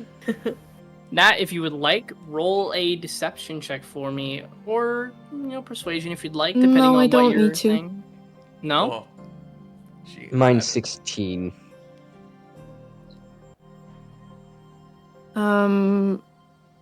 Okay.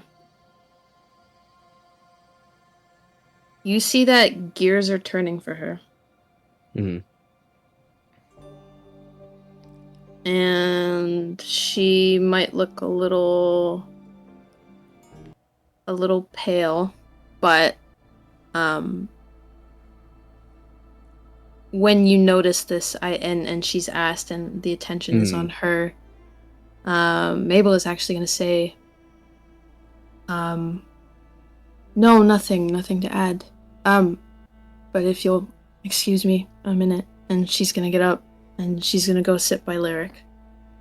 Okay. Lyric's still sitting at the bar, just kind of like taking these small little shots. How What are you can I doing? do? I'm doing great, love. That's good. And the wounds healed? Doing good? Doing all right, for all things considered. I wanted to ask, actually, are you coming with us by any chance? Up north? I spoke with him back in the war chamber, and he didn't have any problems with it. I'm hoping that you and the rest of your group doesn't have any problems with it either. No, by all means. I was gonna say you should join us if anything. You want me to keep him in check, don't you? I wouldn't say that. I think an extra pair of eyes wouldn't hurt though. Fair enough, you could consider it done. Yeah, thanks. You see he takes one more. Probably shouldn't have any too much more before we go. Don't want to get too drunk before the trip. As he slides one, he puts flicks another gold onto the table, and you see the woman hands him another one, just like a smaller one, and he hands it to you. It's for encouragement. She downs it. Oh no, she's in a bad way. This is not good. It's definitely a bit of a rough burn going down. This tastes like similar to like a very bitter rum, So it definitely burns going down, but it does have this smooth aftertaste to it that is kind of nice. But it doesn't go down easy. I can say that for sure. Mm-hmm. Yeah, I think it's certainly been a while since,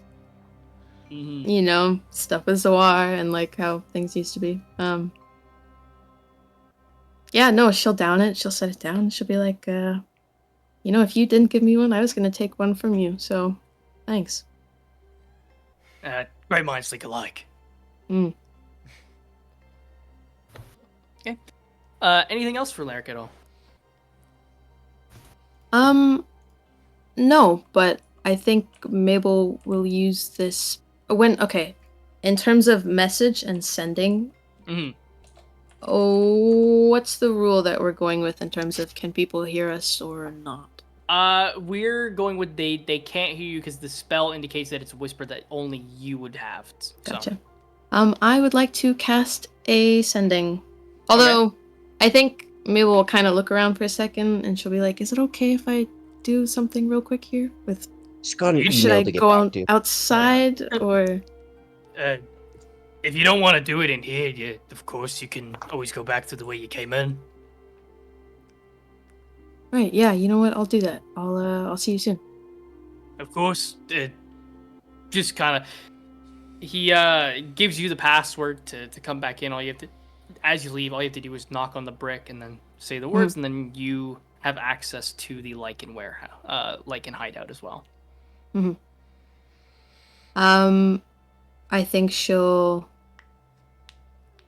If she looks to Sonnet as she starts to walk past, is he looking at her? Is he...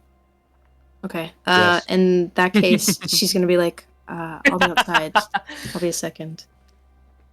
She'll keep walking if there's nothing. He kind of, just like slowly like taking it in is like, okay. And then he'll turn. Mm-hmm. It's yeah, over. I'd like to. So Nix, what I'd are you like doing? to cast a sending message when I'm outside. For sure. To who? I think she'll to William. Okay. Oh. I think she'll find a place to stand, maybe just leaning against the wall. And I would like to say to him, hi, Will. Wish I could be there. Promise soon. There is rising threat of necromancers. Can anyone create teleportation runes? Say hi for me. Love you. And that's it. Okay. You do get a message back. Essentially reads kind of simple along the lines of... Give me 1 sec while I... P.S. Me and Sonnet are done. I don't even know if he knows. You know what I mean? Like, my entire family Yeah. just probably... Nah, they know. They know. We're It's sleeping in the so same room. obvious. You see, or you hear William's voice come back and goes, that school's conjuration, somebody on board might know something, but it might take a little while. It's not exactly our family's type of magic.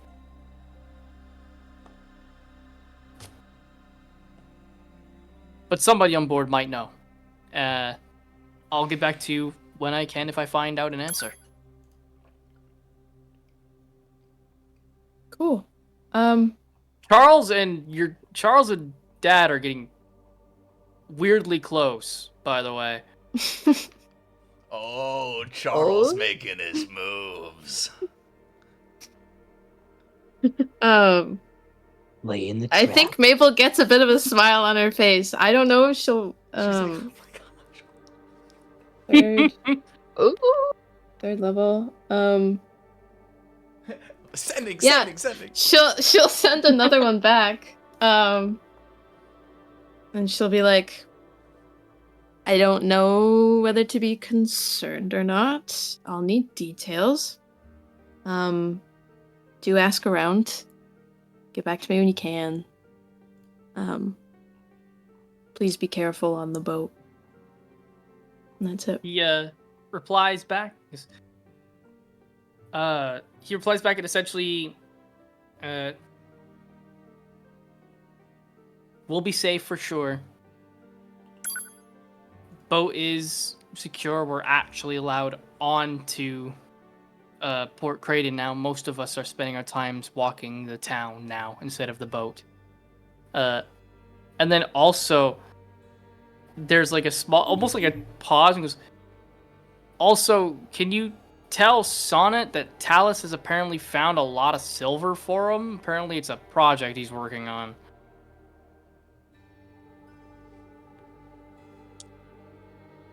She's not going to respond to that. I think not only went too many slots, but I think yeah. I think the smile kind of is like, oh boy. But yeah, that's it. I think she'll wait now. Maybe are there flowers around? Kane is mostly paved, but in the area where the secret entrance is, there is like a small way to get to the farmers district where you could potentially find some flowers in the dirt.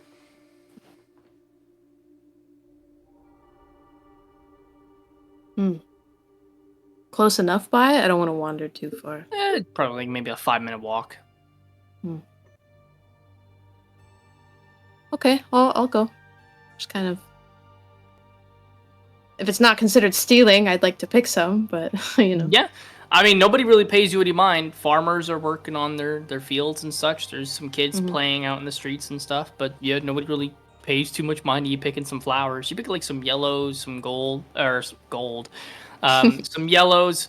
There are some pinks and purples. You find a magnolia flower. Oh my god. For funsies. Okay. Okay, yeah, she's picking away. Eventually she'll come back and just kind of wait around. Okay. Outside of it or going back inside? Outside. Okay. Then Sonnet. A little time has passed. Mill's gone outside. You and Nyx kind of hash out some, ironing out some more of the details for the trap. Just goes, this is great, Sonnet. This is going to do a great thing for our people. Yes, I hope so. I haven't really known a community of lichens before, but I'm happy to help. I will say as well, I know Larrick mentioned it.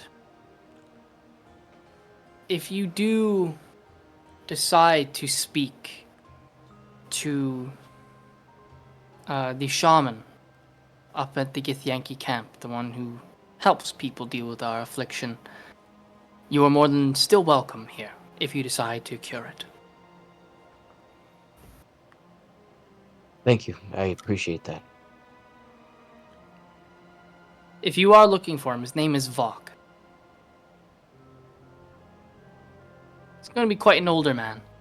He's a druid, so you might catch him wearing elements of the wild. And is he very secretive about his business? Is there a way I should approach? If you intend to cure yourself, no. But if you're going to be playing up to the Githyanki twins, maybe not the smartest thing to go talk to him. I imagine a lot of people who go to get cured are targeted after talking to him.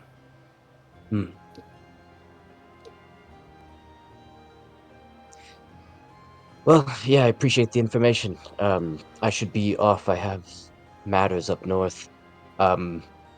Again, I'll keep in touch with the operation and the timeline of it.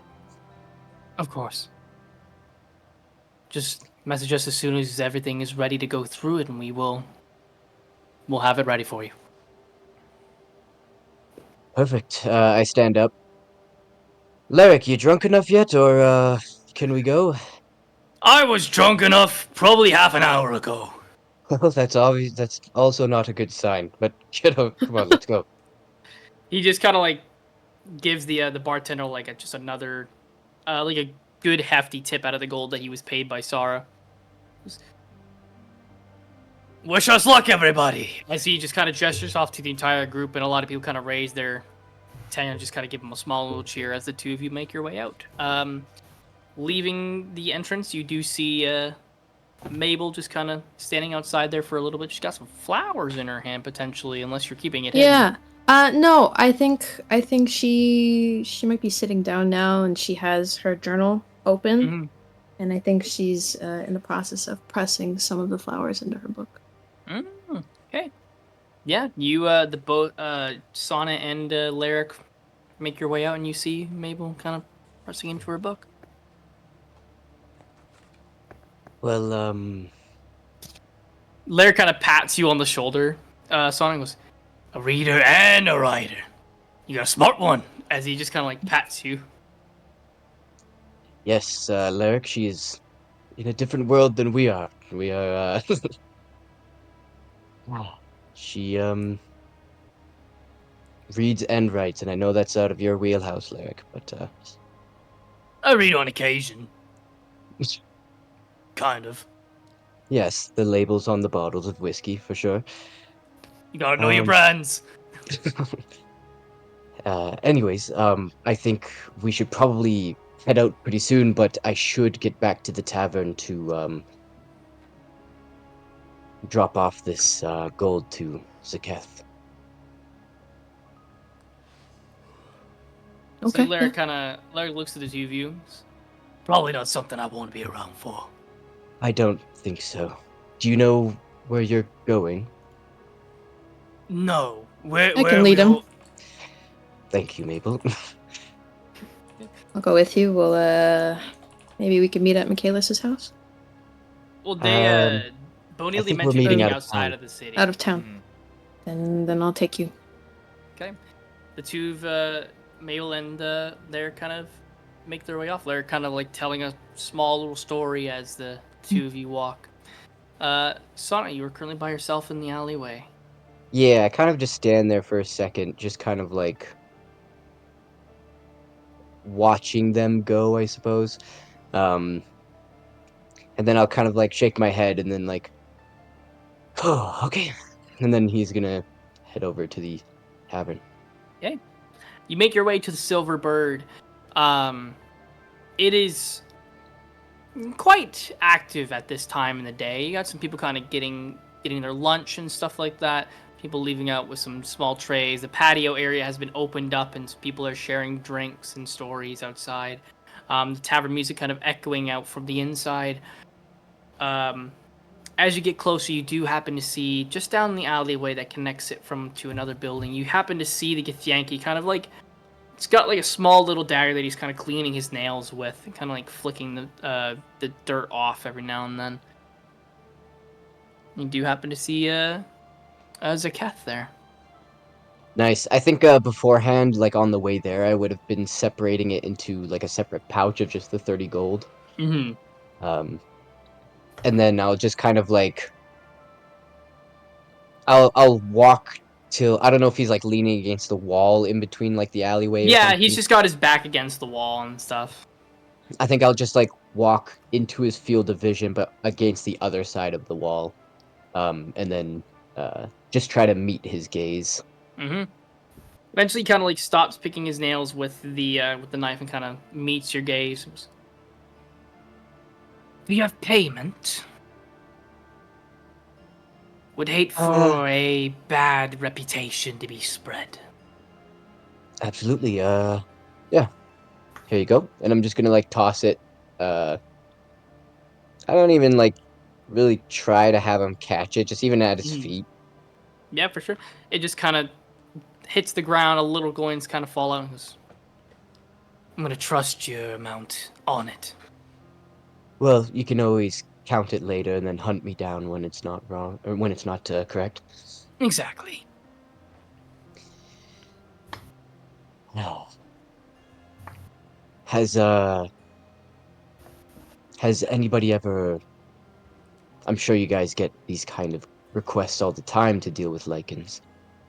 Do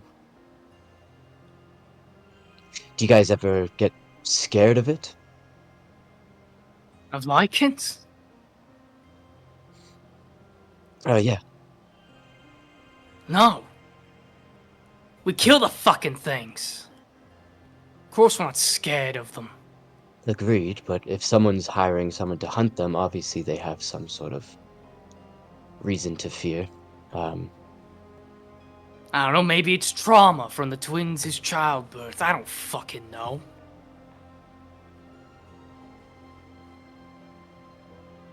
So, what's your plan? Gonna get in on the action or what? You see, he kind of picks up the gold and begins to kind of like count it in his hand. He goes, I don't join the hunts very often, but it depends on the worth of the prey. Well, I'm sure you'll make a decision once I reach contact with the twins. I may hear word.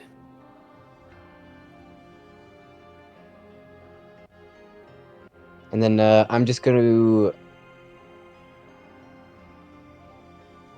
kind of look him up and down. He's just got daggers, hey? He's got the one dagger that he's toying with, but you do see he's got a mace that's hooked to his belt. It's got it's really rugged looking. Like most maces have like those jagged edges. This one's got like some dents. It looks like it's while a mace has like the spiked edges and stuff to do like killing blows, his mace looks like it's meant to hurt, not kill. Well, wish you luck in all your future endeavors, but yeah,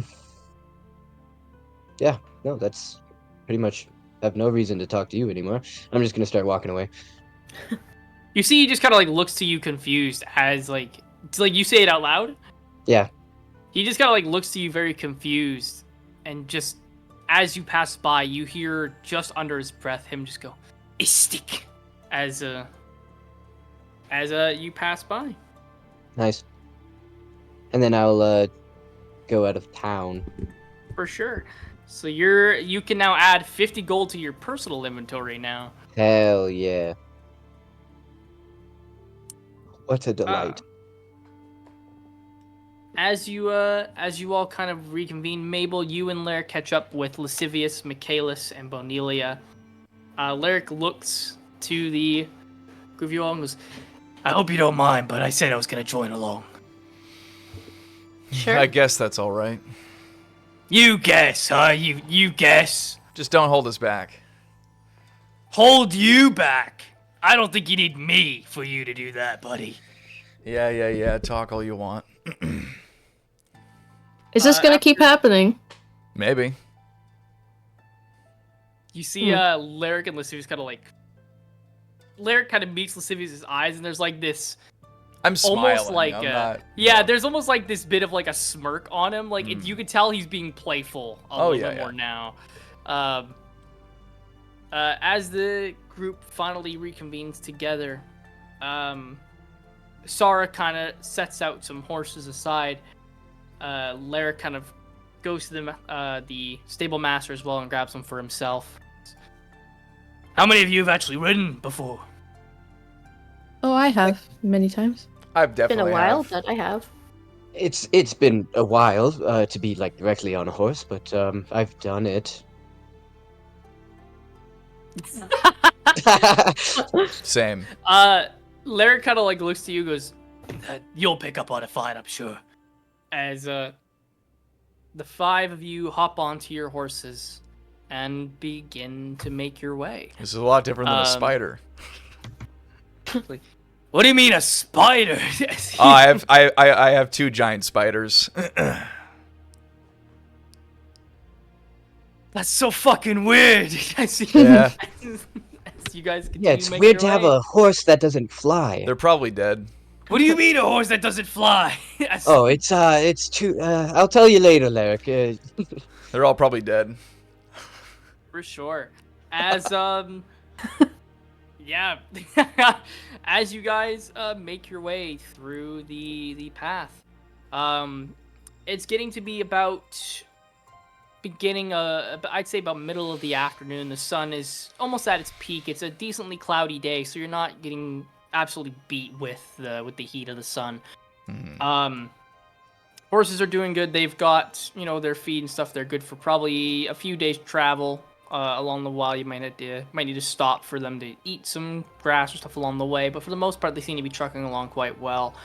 Kind of chatting amongst yourselves as you make your way through the area of Kane begins to leave this very calm grasslands, and you start to see more of a desert coming along the horizon.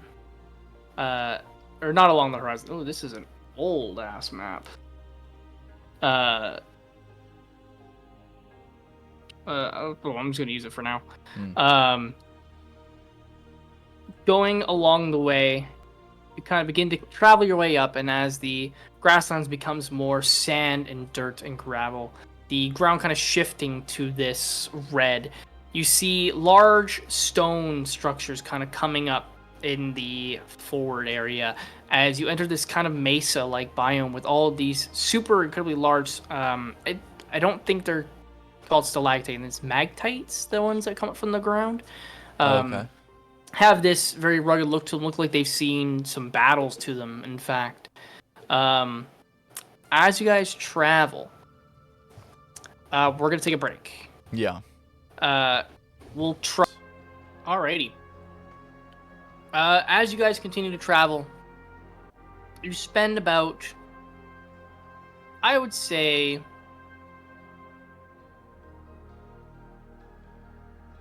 give or take about 2.5 days. You guys are on the road on these horses. You pass through a couple like small little setups here and there from hikers and campers. Meet a couple of people along the road. Nothing really important of note. Stopping by at small little water pools for the horses to drink and rest. When you come to a area that... Before we do that, can I roll to see if I get any more ruins? Yes, you can. Yeah. So you get to roll Arcana.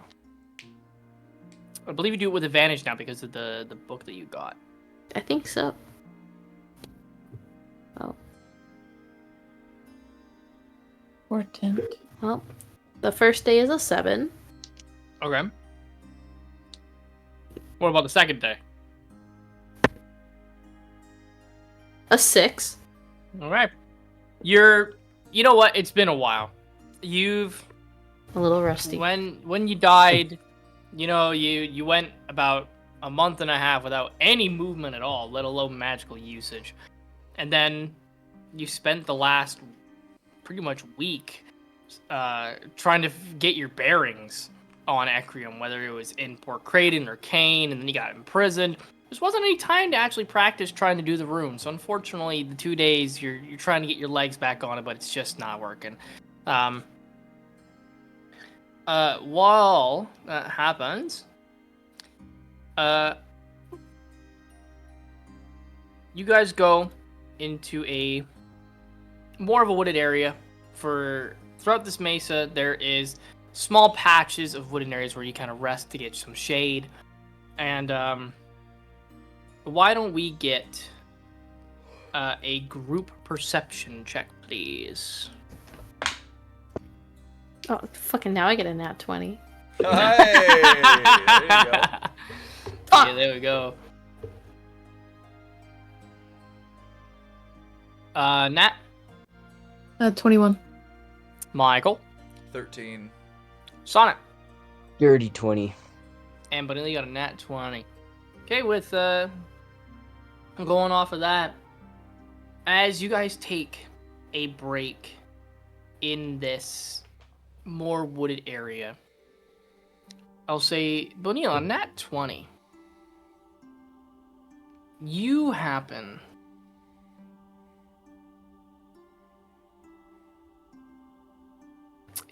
to be kind of like, going about your business. You're practicing your rune, kind of taking care of yourself for the day. And as you do, you happen to spot some things in the woods. The snapping of twigs, some kind of shifting around. And as you get your bearings, you peer around and you notice that some of the trees aren't exactly trees. And we're gonna roll some initiative. All right. Alrighty. Interesting. And thanks to Bonelia's natural 20 on it, I'm actually going to say not only are you guys able to get a surprise round on them, but you can roll your initiative with advantage. Yay! Oh, fucking Damn it. Christ. Bonelia, Lascivious, Mabel, Michaelis, Sonnet, and Larry.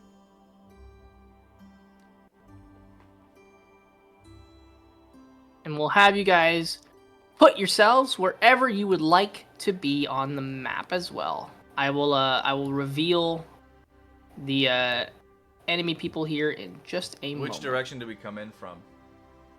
You would be coming in from here. Okay. You happen to see a couple of wood wards. Oh my god. Oh, I'm right beside one. Oh god, they're dating. Oh, jeez. You also happen to see two manticores. A that were manticore! kinda- Shut the fuck What the up. fuck is a manticore? I don't know what that is. Manticore! You don't know what a Manticores manticore that is? they were kind of stalking your group as you kind of got in and out of these wooded areas. And Benelia, as you kind of went around, you Oh, what happened the to fuck? see one kind of creeping up onto the rock and getting ready to do a pounce as you spot it, as well as one just off in the distance, more in the wooded areas. And So you they're like happen to see the wolves. two. In a way. They're like In a way. dragon lions. Mm-hmm. We're gonna roll some initiative. You guys did them with advantage, right? Yeah. Yeah. Perfect. I need to quickly grab Michaelis's sheet.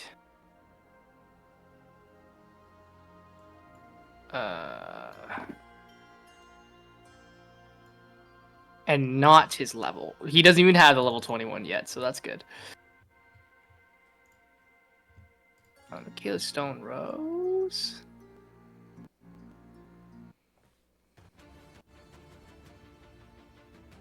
Alrighty, so quickly roll initiative for Michaelis real fast. Okay. Need improved initiative. Michaelis rolled a 13 lascivious. 14. 14. Bonelia. 13. 13. Okay. What is your dexterity? It's +4. Plus 4. Okay, so you'll be going ahead of Michaelis. Sonnet, I got a 21. 21. And Lyric gets a 10. Alrighty. Manicore.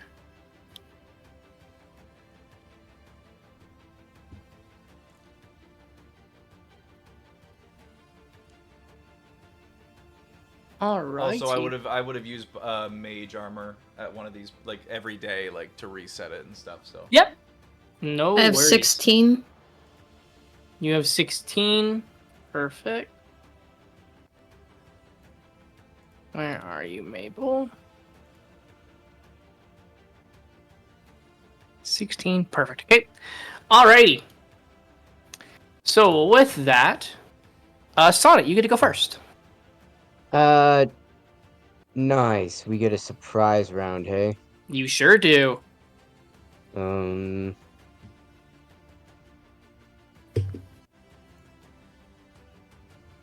to switch over to combat one, Michael? yep, I did. Okay. Huh. Can you give a visual description of what a wood ward is? Like, is it a tall tree like an ent, or is it like... A woodward. Give me one sec here.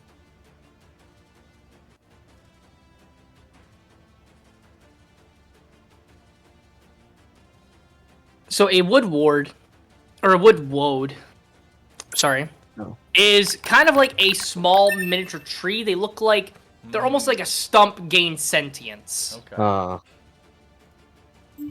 Cool. And there's just one manticore, hey? There two. is two. There's the one that's Oh. on top of the rock, and then Bonilius spotted Oh. the second one in the very back line. Oh, gotcha. Can I shoot the one from here? The Like, I don't know second how one or high. Number one.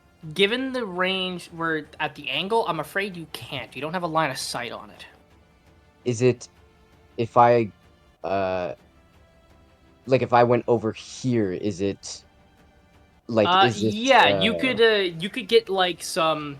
It's kind of got, excuse me, quarter cover at the moment based upon the angle, but yeah, you would be able to make a shot at it from there. um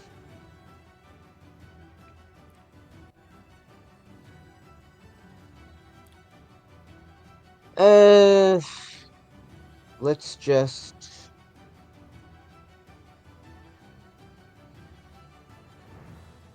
fuck. I'm going to just move 5, 10, 15, 20, 25, 30, and then I'm going to shoot at the manticore. For sure. One We're or in a two. surprise. Number one, sorry. Okay. We get advantage on the attack, correct? I believe so, but I'm just gonna make sure. Yeah. Yes, you do get an sweet. advantage. Sweet. I'm going to shoot at him. Okay, that would be plus my mod. That is a 28. Absolutely, that hits. Yes. And then I will. I'm gonna use a bardic inspiration die. I'm gonna use a blade flourish, and I'm going to. Oh well, I guess after this, turn, like after the turn orders of our surprise round, it's gonna go back to the top of initiative, right? Yes, that is right. Okay, sweet. So then for this one, I'm going to use a. Fuck it. I'll do the same one twice. I'm gonna use the one that enhances my AC. For sure. So I'll use a D10 and then a D8 for 6.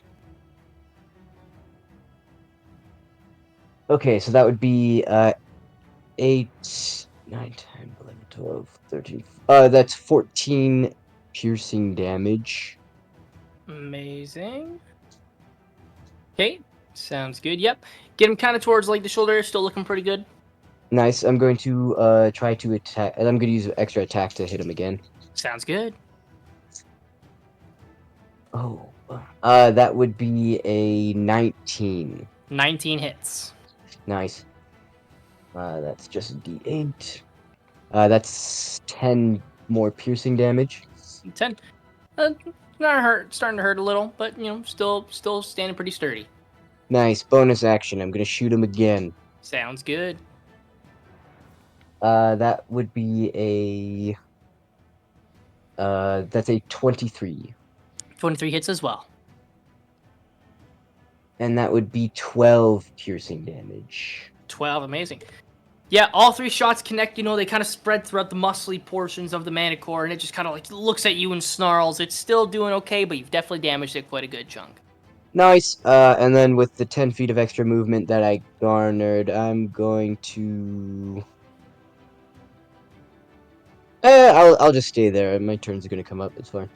That's my turn. Alrighty, Mabel, you are up at next. Cool. Hi.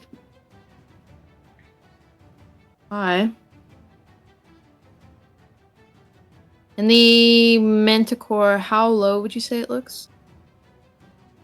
Manticore one, like health wise, or low to the Yeah, ground? health-wise. You know, Sonic did a good chunk to it, but he's still standing, still pretty sturdy. Hmm.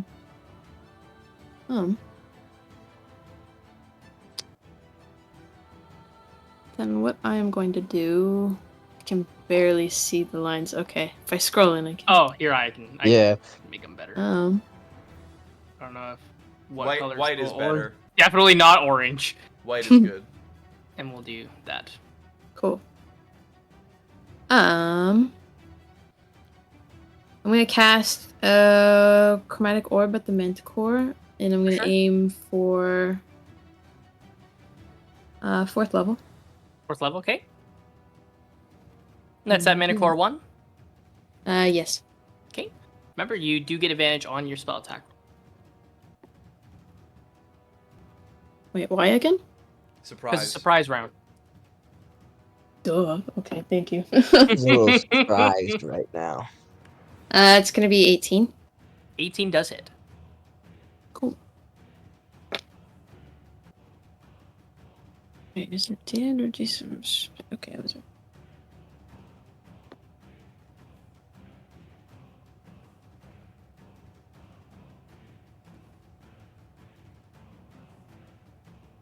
Gonna be 22 lightning. 22 lightning, yeah. With the 22, you see the lightning shatters kind of shatters going across its body. It's looking pretty hurt now. Pretty hurt. All right. Bonus actions or movement.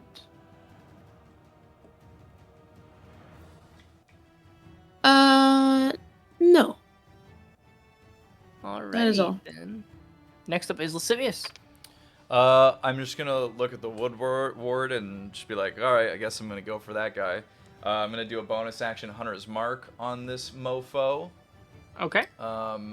So I'll give myself a concentration here. Honor's mark on the Woodward. Yeah, it's attached. And then I'm just gonna use my Pit Whip, make an attack. Sounds good, yeah. Make an attack roll. Green Flame Blade as well. That's gonna be a 21 to hit. Oh yeah, that definitely hits. Okay. Oh so yeah, it's Derb. sneak Oh, yeah. attack. So D6 plus this. They have to make a con saving throw. I'd like to resolve that real quick. For sure. Constitution saving throw is going to be a 17. They save, so they don't take the extra 3d6 or 3d. Yeah, 3d6. Green Flame Blade is 2d8. So, let's see here. Hunter's Mark is here.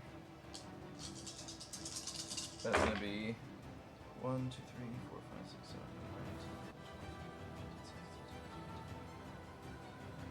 8, 25. I believe slashing damage. 25 slashing damage. Yeah, and awesome. Then 11 fire damage. Amazing. Using the Pit Whip, you go and you kind of wrap it around and it tears off one of the legs of the Woodwode as it kind of like leaps down. You see it kind of like grow back upwards. See, the damage from the actual slashing didn't do much, but the moment you lit this thing aflame, it just burned into crisps, almost like dry wood. It burned up that fastly. It is dead. Oh, sweet. And then You can tell that fire definitely fucking hurt it. Heck yeah. And then I'm gonna move 30 feet. 5, 10, 15, 20, 25, 30 this way. I'm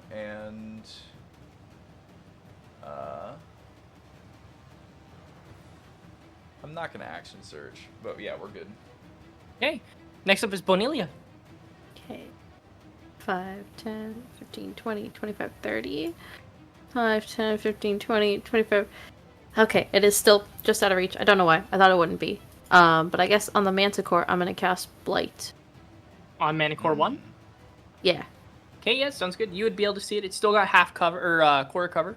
But yeah, Okay. make your attack roll with advantage. It has to make a Constitution saving throw. Oh, for Blight? I thought Yeah. Blight... No, I'm thinking Inflict Wounds. And what kind of a save is it? Constitution. Constitution.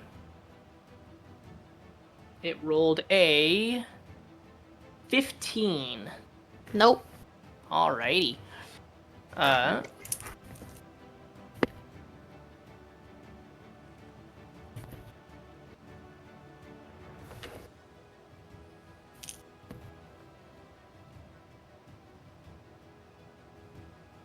takes 30 necrotic damage.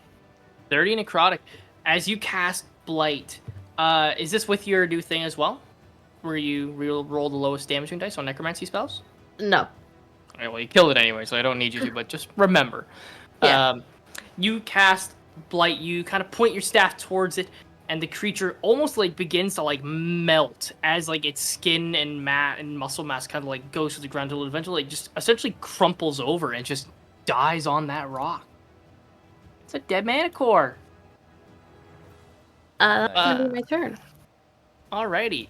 Next up is Larrick, who's going to 5, 10, 15, 20, 25, 30. He's going to dash 35, 40, 45, 50, 55, 60, 65, 70, and 75.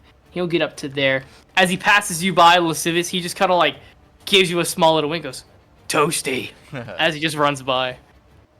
And then we go back to the top with Sonnet. Nice. I will move 5, 10, 15, 20, 25, 30, and I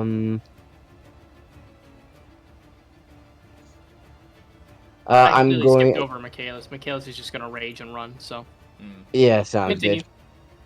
I think I'm just gonna shoot at the Manticore 3 times. Okay, yeah, sounds good. Classic. This one is not advantage. Yeah. Okay, so that's 18 plus 9, 27. 27 does indeed hit. Nice. I'm going to Bardic Inspiration. I am going to use yeah, I'll just do the AC giving one. Okay, so that'd be 10 plus.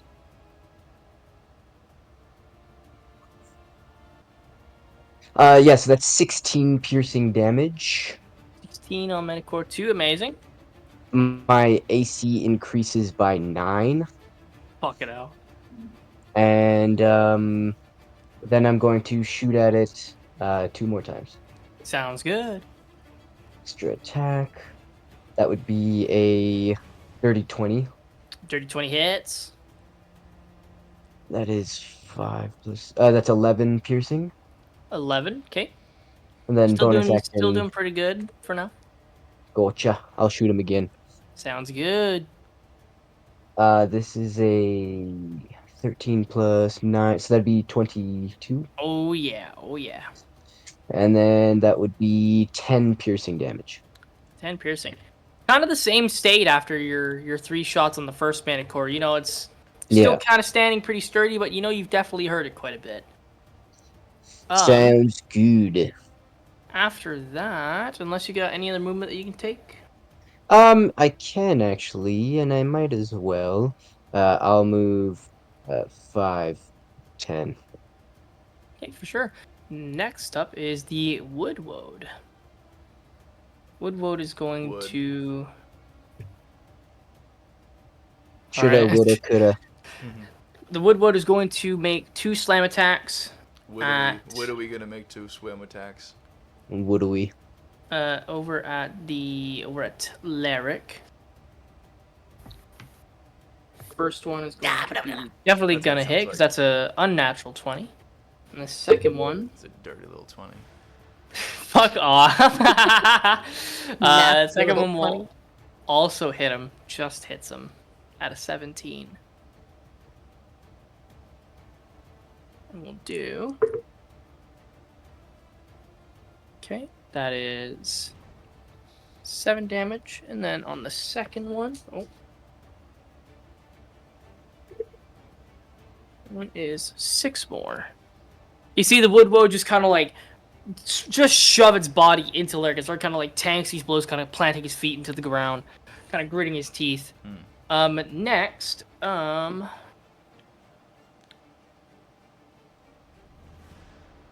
I need Secret?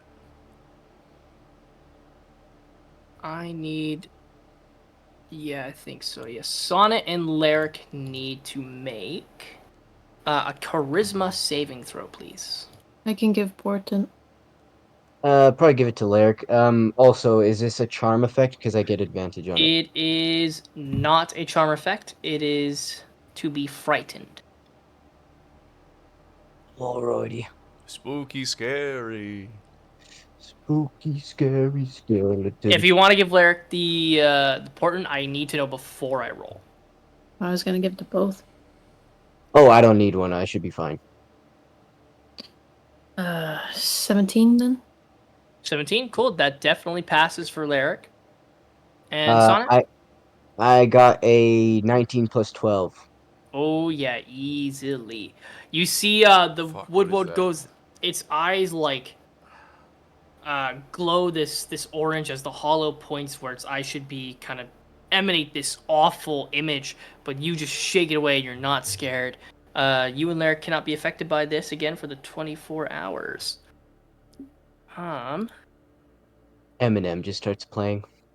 I'm Next not up is afraid. next up is Mabel. Mabel. My I drink boo. at the wrong time. Whenever you're done taking your sip, Mabel, we need to know. Okay, I am going to move up. Hi, Bonelia. Howdy. Alright. Woodward, how's it looking? It hasn't been touched yet, so it's looking perfectly fine. Not for long. I going Chromatic to orb, cast- 6th level. Fire. Fireball, Um, 7th level. I'm gonna cast. I'll do. Actually, I'll do Firebolt another. is probably gonna, if you have Firebolt even. Have you ever heard me use Fireball? I don't know. No, fire bolt. Bolt, like the cantrip, you throw fire. That's not what you said. Okay. I did say Firebolt. What are you talking about? Fireball, I've been hearing. Yeah, but I said Firebolt. Just like enunciate more or something. You can get your ears cleaned. I'm gonna do Chromatic Orb, 4th level, fire. Okay. Oh. Remember this one you don't do with advantage.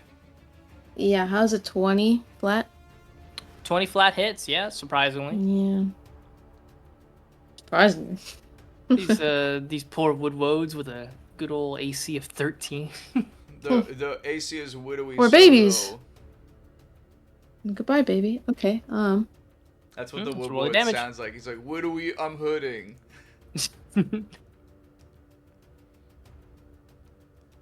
17. 17, that's fire damage. Mm-hmm. It's a good thing you picked fire. Hmm.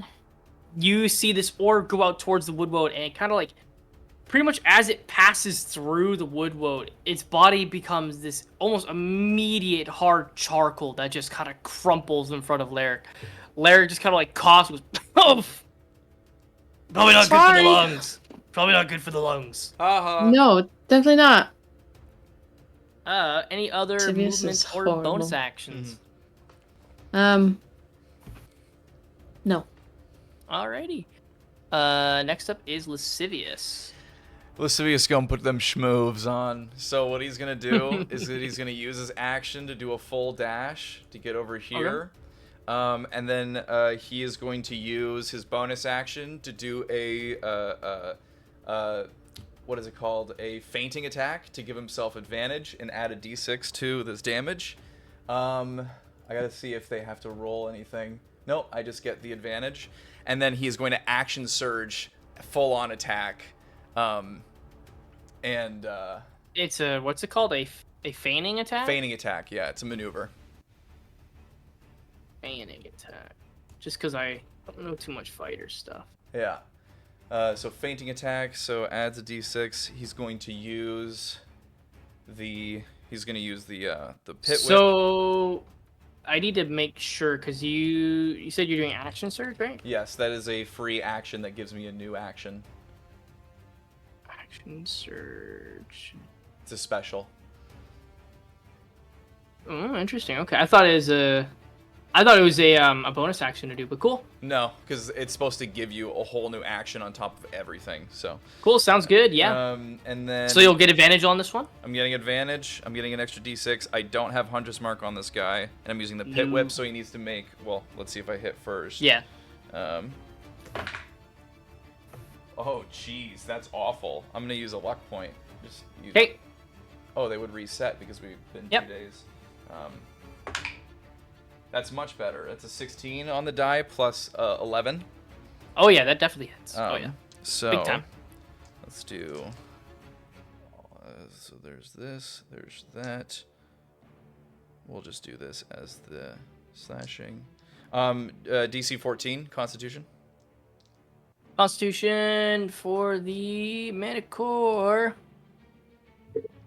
is a 19 on the die. Okay, he survives, but he's still gonna take Green Flame Blade. So Green Flame Blade is 9, 10, 11 fire damage, Okay. and then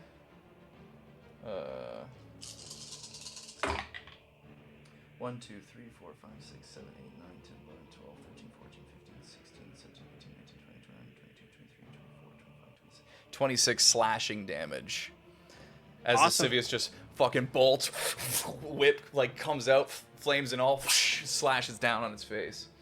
Absolutely. You go to feint it and as a he whips it forward, and as it is about to hit him the first time, he whips it back and then drops it down from above. So it's goes to dodge the first thing. Awesome. Yeah, you kind of distract with that first one and go to make this attack as it kind of goes to lunge at your arm to stop you from attacking, and then you whip out with the other arm and kind of go and get this giant gash across it. The flames kind of scarring and almost like cauterizing the wound right away. Mm-hmm. It's looking really fucking hurt, but it's still there. Nice. That was my turn. Any movement? Yeah, that was my movement. I dashed all the way over with the Alrighty, first action. And I'm kind of Bonelia, I'm goading it into an attack. Hit me. Mm-hmm. Bonelia, you are up next. Never mind, it's gonna die. Blade on this motherfucker. You're going to which, sorry? Cast Blade on this motherfucker. Alrighty, so it's a Constitution saving throw? Yeah, That will be a 17. that does not pass. Oh, it's dead as fuck.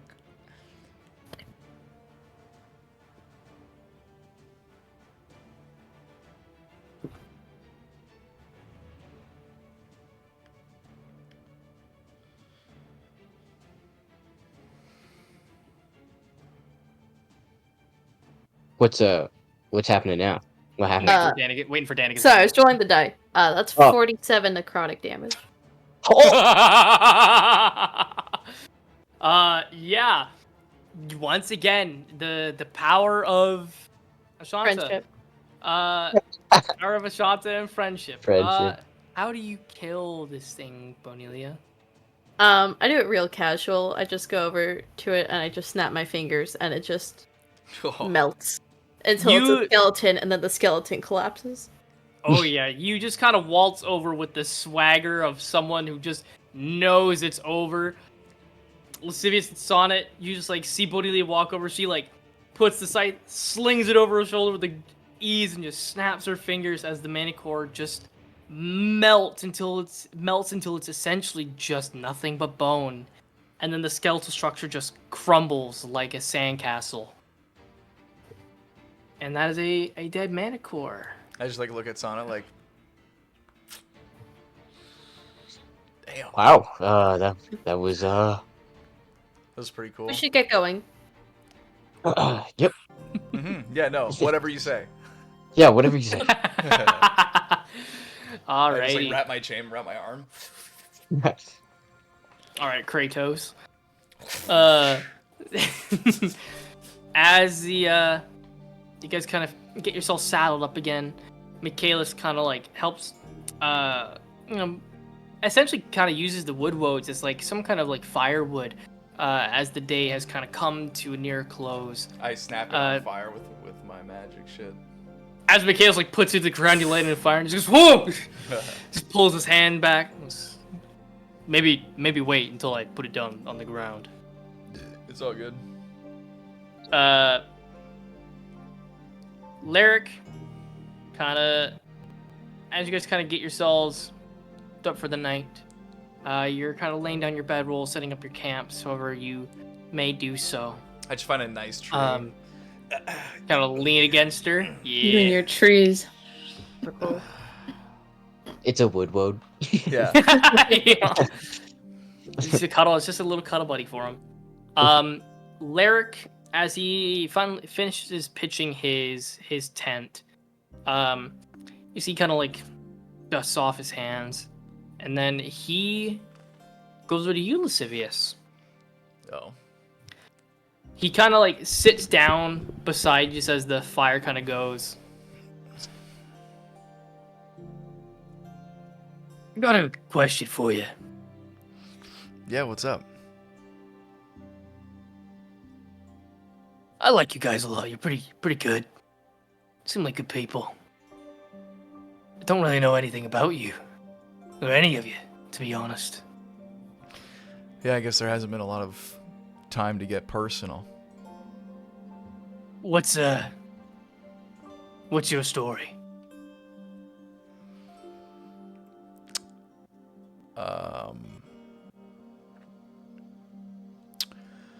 Whew, wow, okay. Yeah, what is my story? Well, I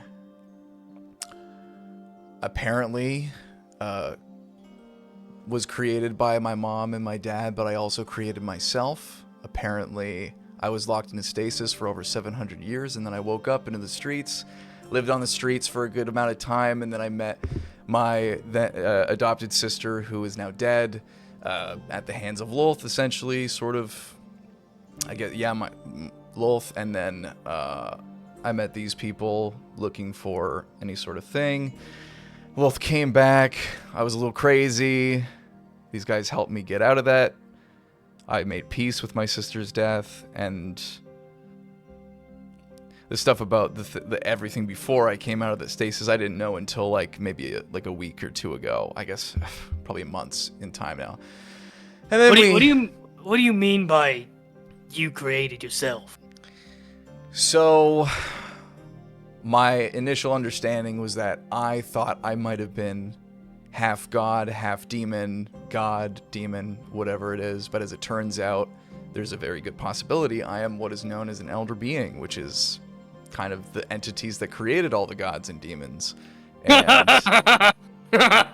That's funny. Oh, Yes. you're serious? so, You're serious? yeah.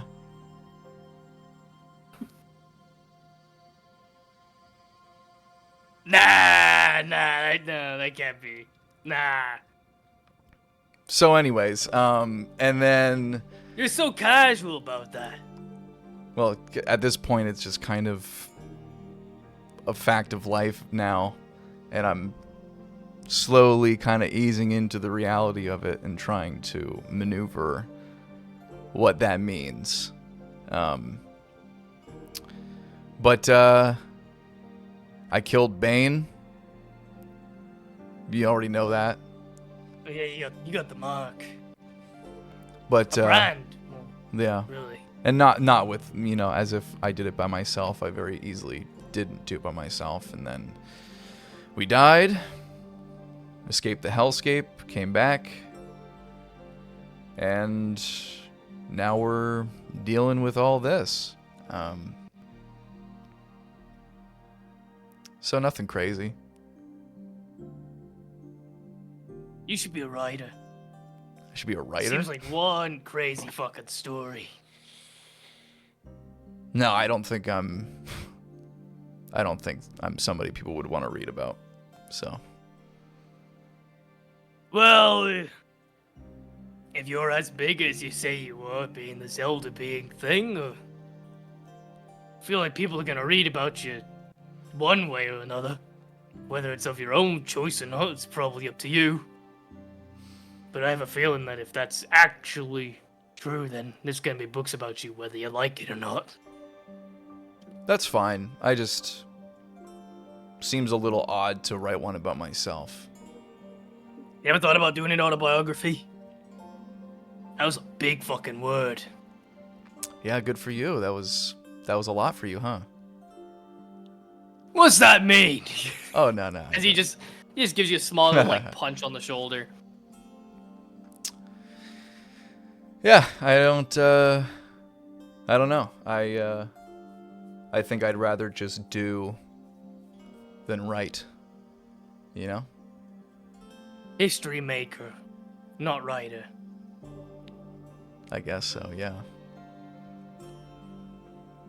Well, if everything goes well in Ecrium, with you all being here, you'll be a part of history regardless of your status. Yeah, that'll be pretty cool.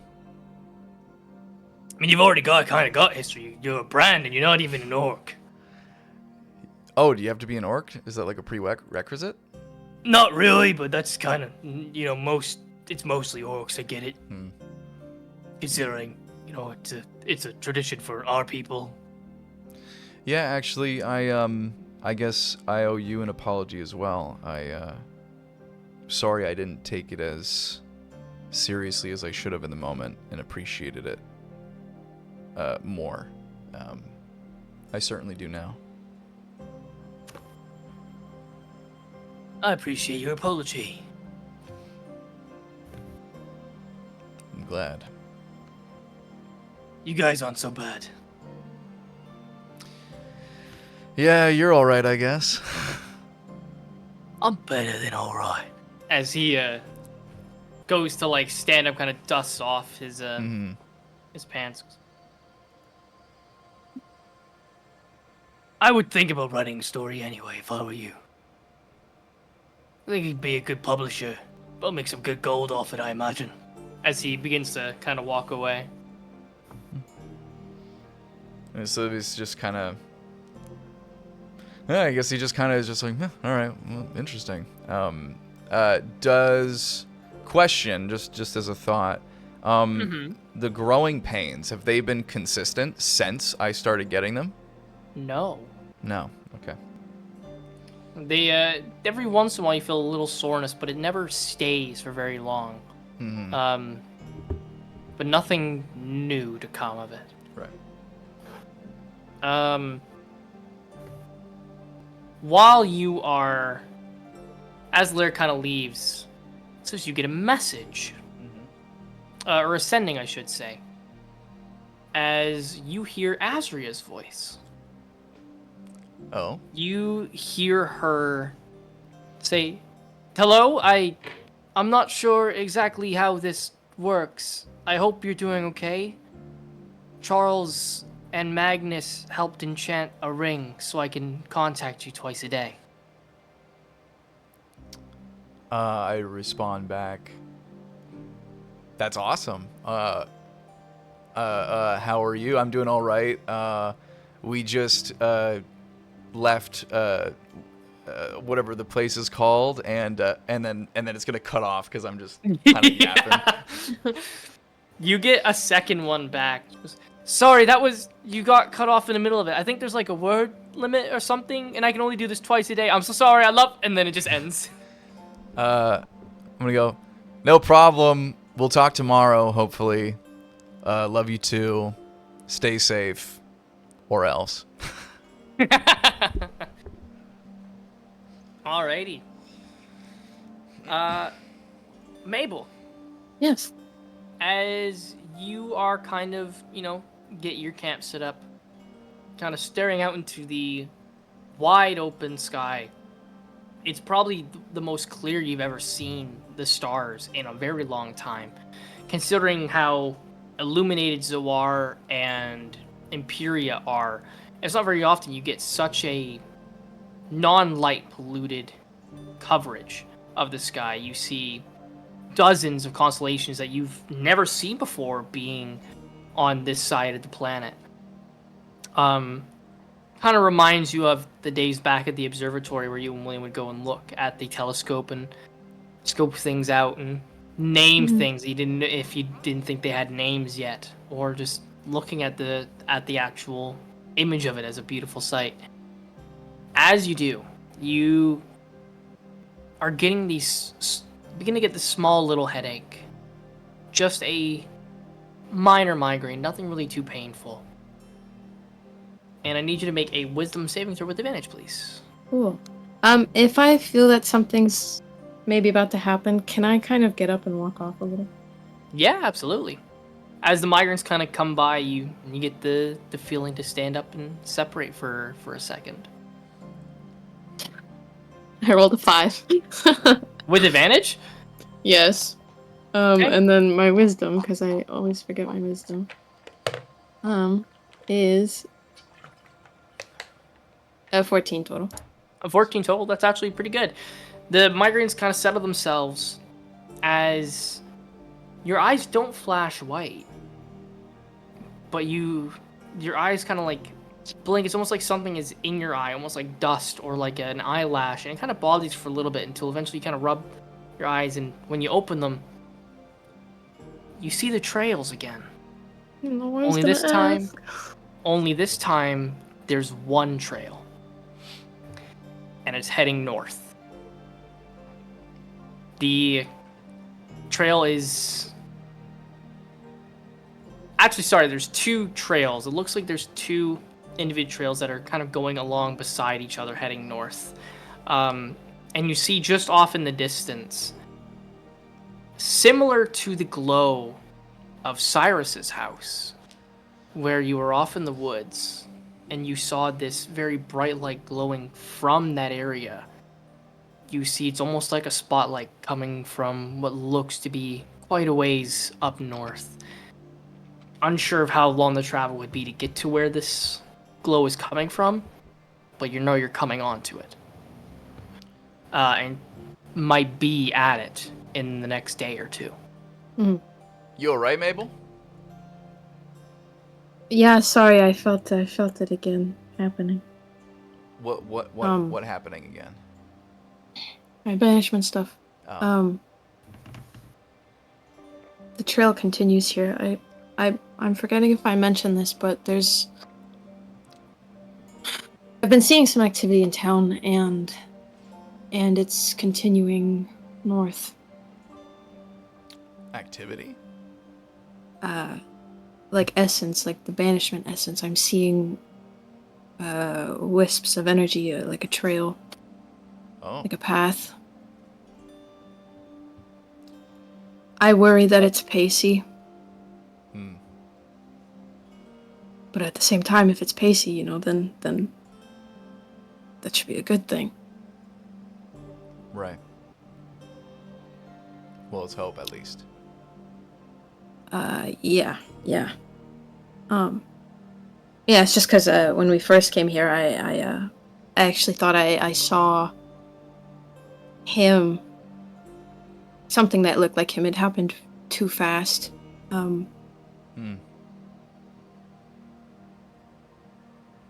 I don't know. Could have been me, but... Well, I mean, if you're seeing banishment essence, who else but Pacey would be the one leaving it? I mean... Unless there's someone else? I don't know. I mean, the papers that we found about him and then this Ark Morovo and But did they indicate that this Ark Morovo, for example, was involved in banishment magic, or just simply that he had a vault and was a wizard? Oh, I don't know if he was a wizard. But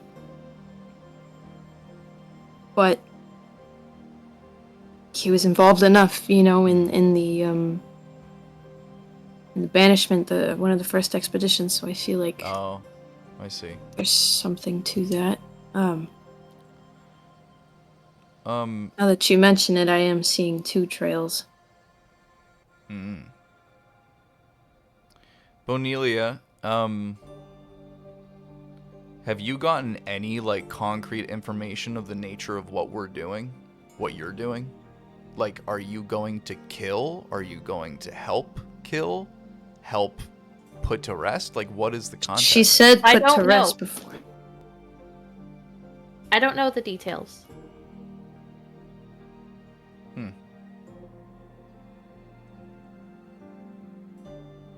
We'll find out when we get there. Okay. In this moment, can I do an insight to see if I notice anything about Lascivius's horns having grown? So I was not present for that conversation. If you Yeah, feel it's sure. something noticeable enough.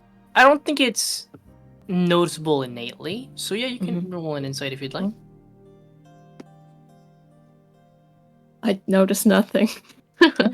So it seems normal. Just another average day. Okay.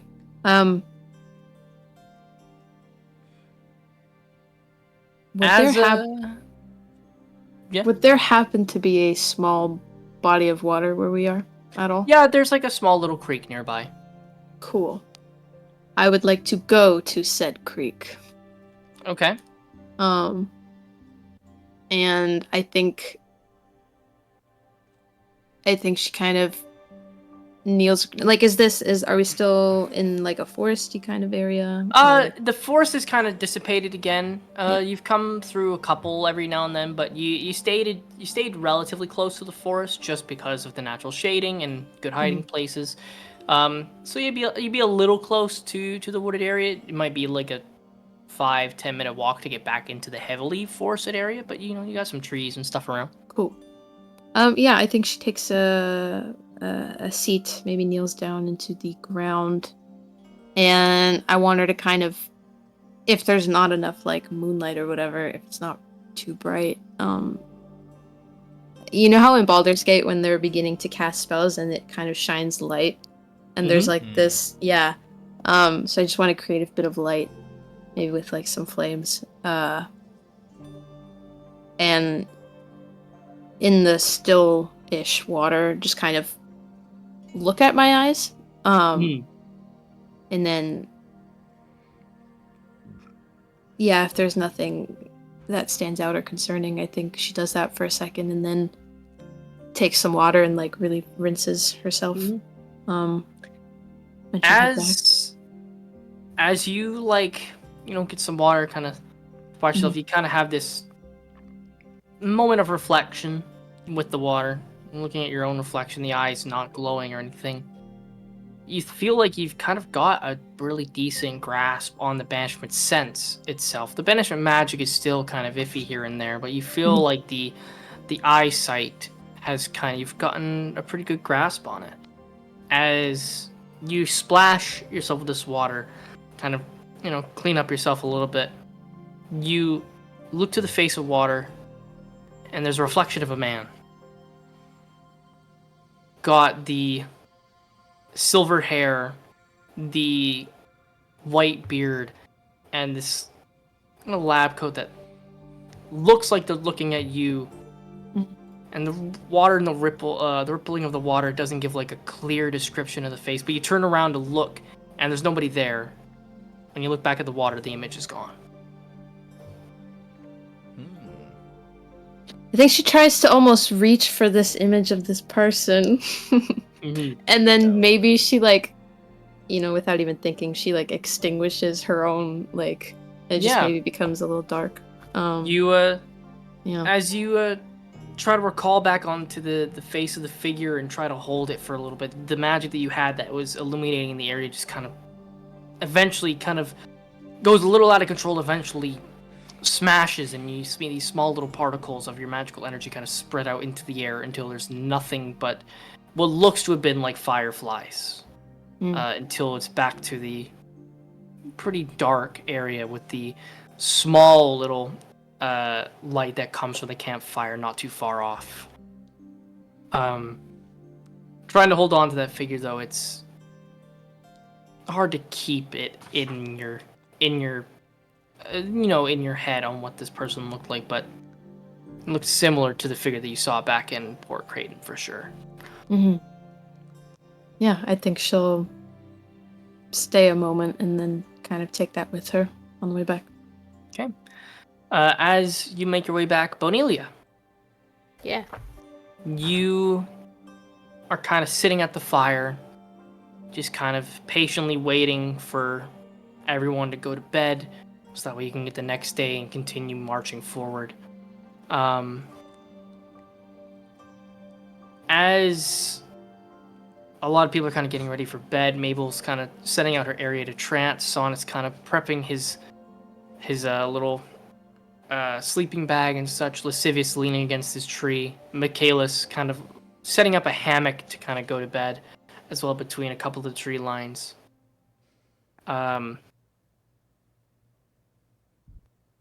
You find yourself kind of in this moment at ease. And as you do, you're kind of laying back, and as people kind of begin to go into their resting state, the log that you're kind of leaning against, you feel like you're being watched. And as you kind of tilt your head to the side, you see Ashanta's head just poking out of the log, just her head. Oh, jeez. I jump. She just like looks to you and goes, "Apologies. Didn't mean to startle you." You are very close. Very, very close.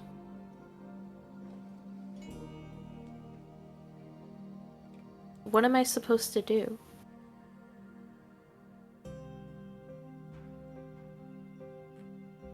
Something that may not come easy.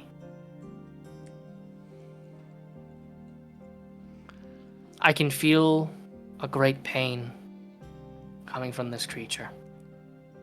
This person. This being. Are you sure that you are still up to the task? Yes, absolutely. You see her head kind of like slowly goes back into the log, and as she does, I believe you are the right person to be doing this, Bonelia. As her head never really fully sinks into the log, and you're left alone again by the fire. And Lies back down on the log. kind of relax back into it again. Just kind of thinking about your purpose with Ashanta and the kind of deal that you've made and the job that you were supposed to do. And it's almost a little worrying because you're not entirely certain what this thing is, whether it's a person, a beast, or a deity even. Just know that Ashanta puts great value into whatever this thing is and the passing of it. But the worry kind of eventually goes away as you find yourself going into a catatonic state to get some rest for the day. However you choose to divvy up your watches, Lyric takes one of them, just kind of marching around the campsite, making sure no creatures kind of come by, shaking off any kind of people that are stopping by for a quick sec as well, just kind of giving some people some handshakes, meeting them, and then setting them on their way. Michaelis takes the second watch. He also just kind of does the same thing Lark does, just watching over the entire campsite, making sure the fire doesn't go completely out, making sure nothing kind of ruffles the rest of everybody. And everybody will get a full rest. As the sun begins to come up, Lair kind of goes to each of you over time and kind of shakes you awake, however you may. Kind of get your gear back up and get ready to continue to move. I think when Lascivious gets up, I think he's gonna like try and touch his horns and see if anything's changed, and like feel his back and stuff. Nothing has changed physically. The horns are still that small inch bigger, but nothing else has propped up, nor have they grown more than that. Everybody kind of packs up their stuff, gets their horses ready. And Michaelis and Lair kind of lead the way, going further and further into the mesa. During this travel, Lair kind of backs out from the lead for a little bit and gets to the horse with Bonelia on it. Lyric, as you're all kind of riding, Lyric looks to Bonelia and goes, "I am sorry that I judged you." Seeing how this land works, I understand why you did, to be honest. I appreciate it, but that doesn't necessarily excuse mine or my nation's actions. I didn't know that undead constructs like yourself could properly exist. We've only viewed them as monsters, as machines of war, essentially. To be fair, I haven't met anyone else like me. I'm sure there's some out there. Undead that are trying to do good, maybe. Hope so. Apology is not needed. Yo, I'm giving it anyway. Alright. I guess I'll accept it.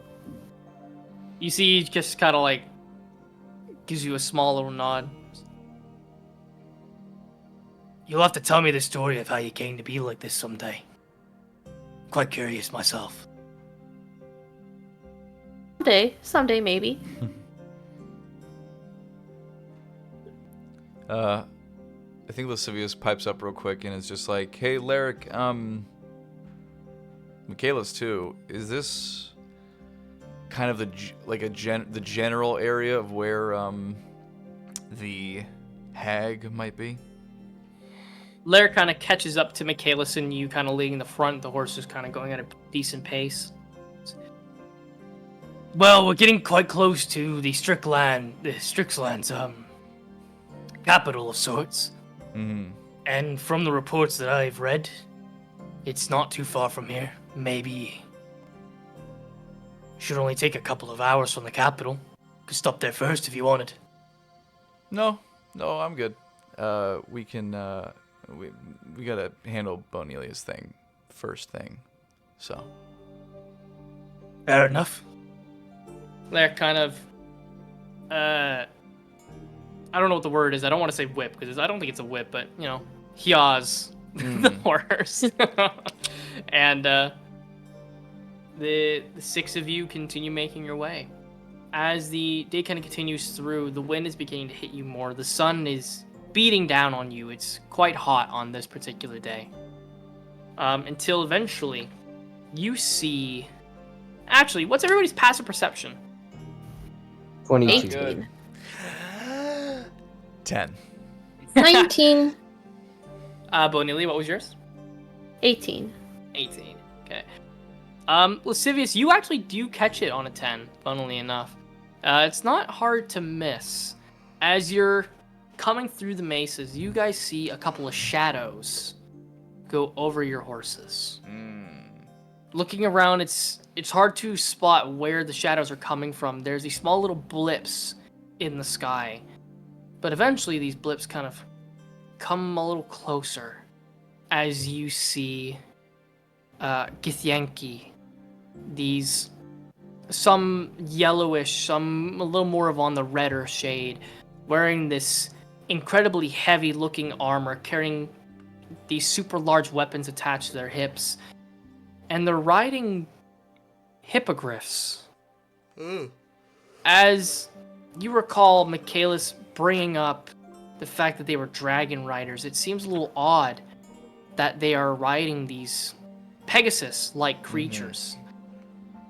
You see maybe about 3 or 4 in the sky kind of flying around, and they go quite a ways ahead of you until eventually they come to an area that has kind of this very large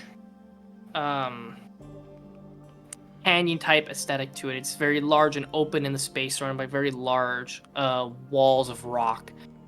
You see billows of smoke coming in from the not too far ahead, as well as 2 large towers. As you get really close to this possible encampment, you see a path that bridges off to the right that the ground kind of shifts into a darker red, with some dead trees. Look like willow trees in the way, but they look charred and kind of whited out. As Lair kind of gestures off to you, Lascivious goes, "Are you sure? We can always come back." Lascivious kind of really thinks hard to himself.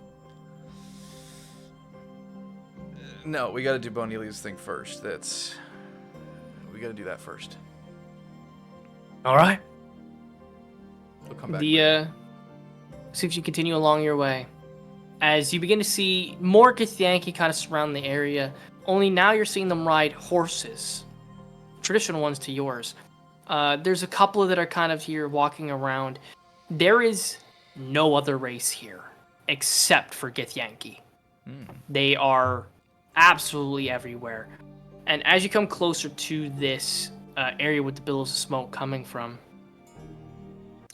you see a couple of campsites with a couple of constructed buildings off towards the top left and the top right area of town. As you get the good old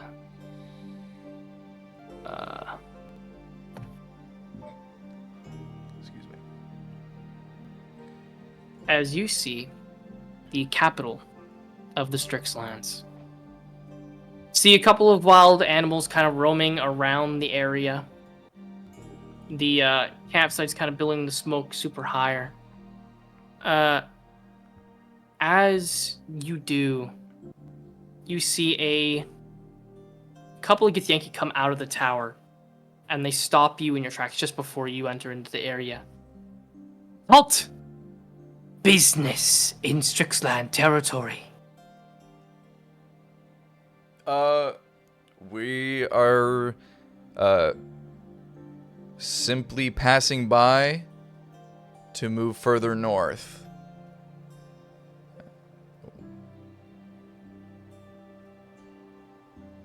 You see the two of them just kind of look to you.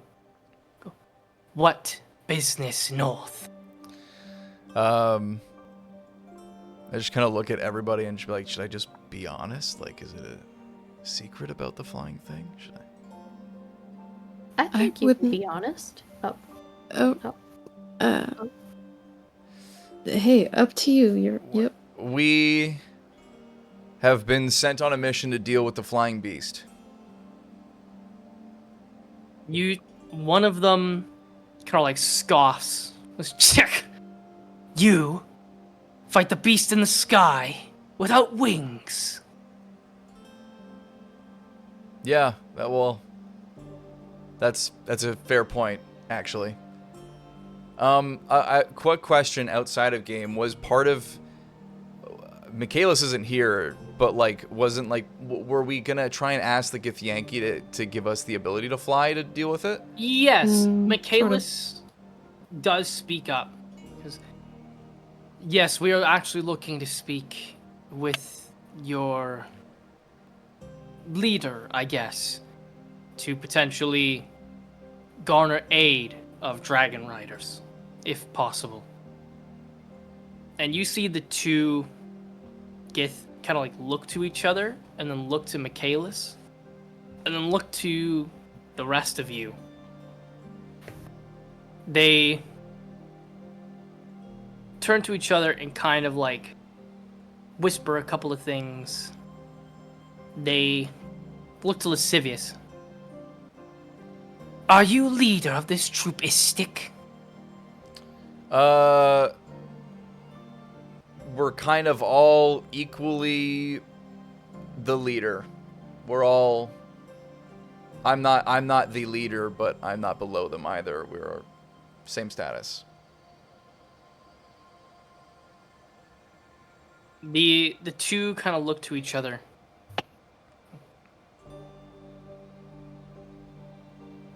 Do you think Jinnis has time? As the other looks to the group of the six of you. Do you have an offering for Kithrak Jinnis?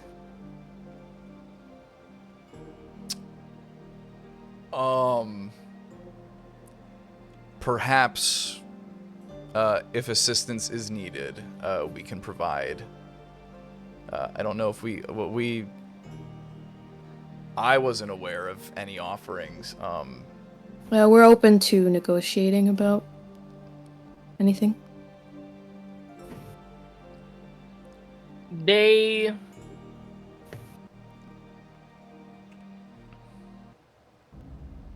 Okay, hold on a sec. It wasn't supposed to be that basey. They look to each other. You may enter, but be warned. Outsiders are shunned in Strixland territory.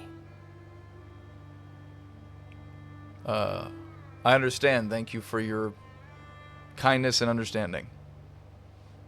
As they let you through, the two Gith kind of look to each other, and one of them kind of whispers underneath his breath. He just goes, "Shaketh," as the rest of you make your way. As Yo, you are go they through the talking town, shit or not? Just yeah. you see this area is kind of very sparse in people for the most part, aside from those kind of flying around doing their general errands. You see almost every single Gith in this town is staring daggers at you guys as you walk through. I'd like to say I have this guy's cell phone right now. Yeah. Yes, I kind of figured that you cast it pretty much all the time, so if there's ever a moment where you don't cast it, let me know. Okay. As you guys are kind of making your way through, you get up to about midway through the through this basic kind of encampment when you hear a heated discussion farther up into the town. You see what looks to be 3 people, 2 of them riding owlbears.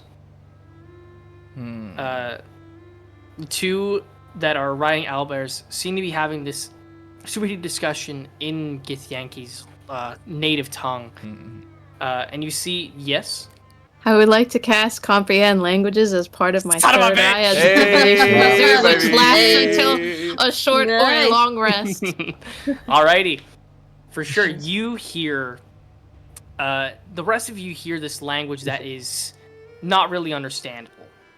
But Mabel, as you cast comprehend languages, you see... let me just quickly... You see this, the main Githyanki who is not on an owlbear is mostly kind of bald, with the exception being on the sides and the back of his head have these really, really long strands of white hair that are as white as snow. He's got these kind of tattoos kind of across his body that appear to be some kind of symbols or sigils. Wearing this basic kind of armor that's around like almost kind of similar to Greaves but not as heavy. He's quite muscular of a build, and he's got some scars kind of going around. A bit of a beard as well. The 2 that are on top of the owlbears, they are a boy and a girl, firstly. Yeah, they are. You see one that is got black hair that is full from the about The head of hair. the top of the head, or from the forehead down, as it drapes way past his lower back. Oh my god.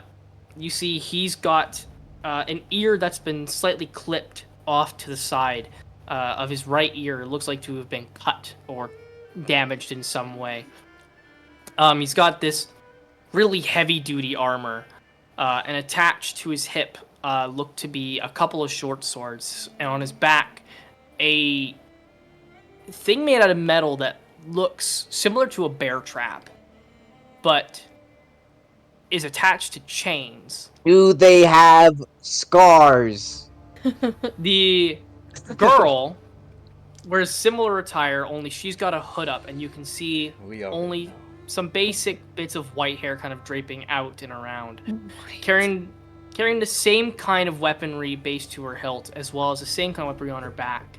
And as you kind of pull closer to the group, you see the 2 that are on owlbears have scars on their lip on the left-hand side. You catch, kind of towards the end of the conversation, as the older-looking Gith says, "Go join the hunting team and do not return until you bring back game people can actually eat.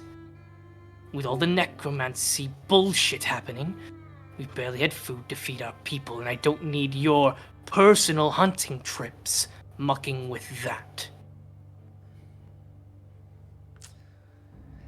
Interesting. As the two of them speak, they, "Yes, father," as the boy goes to turn around. You get a full view as Sonnet, you now see the scars on the left side of their lips.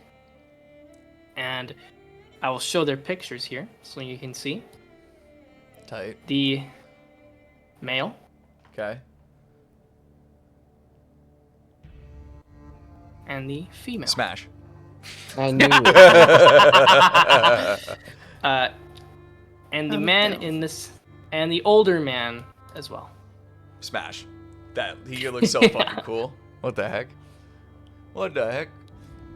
You see the two younger Gith make their way, leaving. As they leave, you see the two Gith kind of look to your party, with a bit of disgust on their face.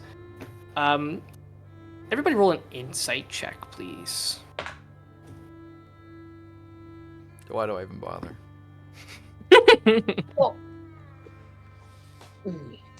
Nat 20. Ooh. Yes, 26. Oh yeah? I got a 7. Nailed it. Bonelia? 15. 15. So everybody with the exception of Lascivious catches a look on the twins as they leave from the older man.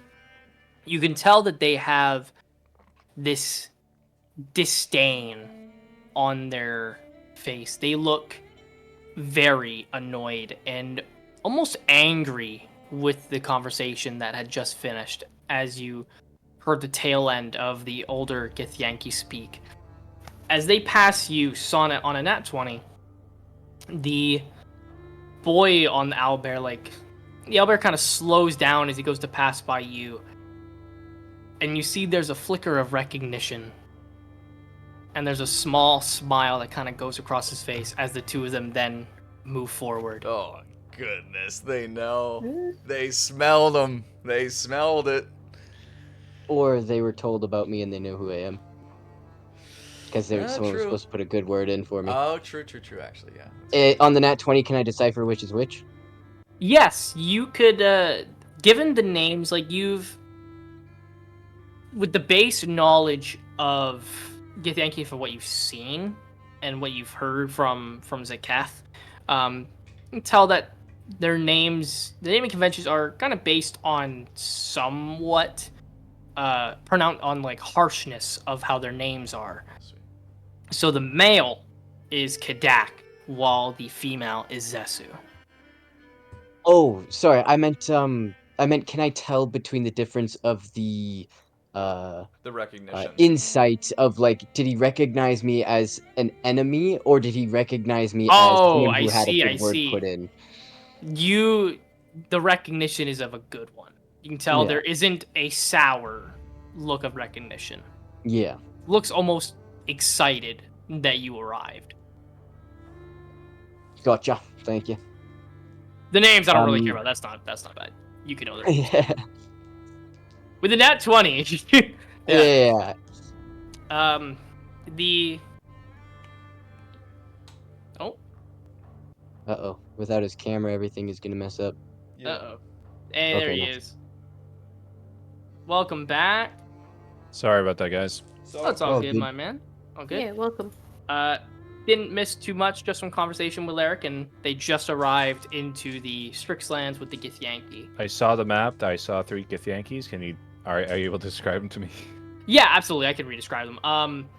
The two of them were much younger, looking to be probably around young adult age, while the third one is significantly older.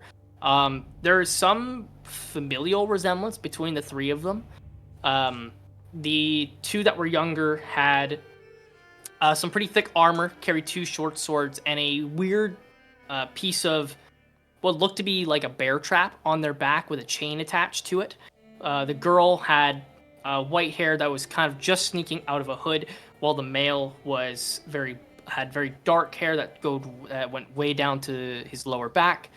The older one has lots of kind of like body tattoos as well as scarring, whereas these heavy kind of like looking greaves on his legs, balding towards the top with some very long and lanky white hair in the back.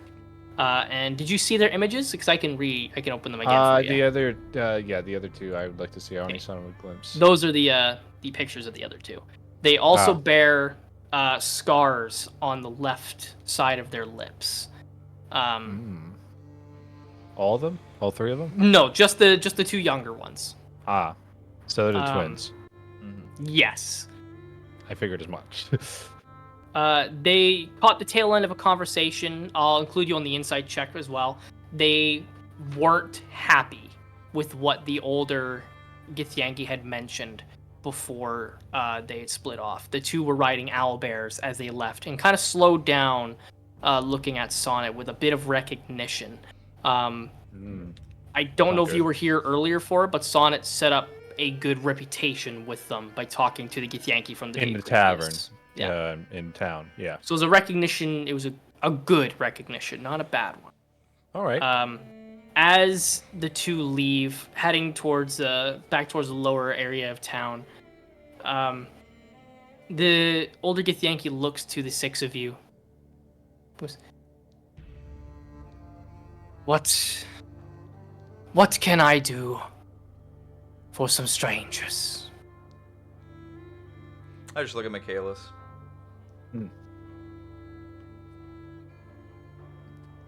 Well,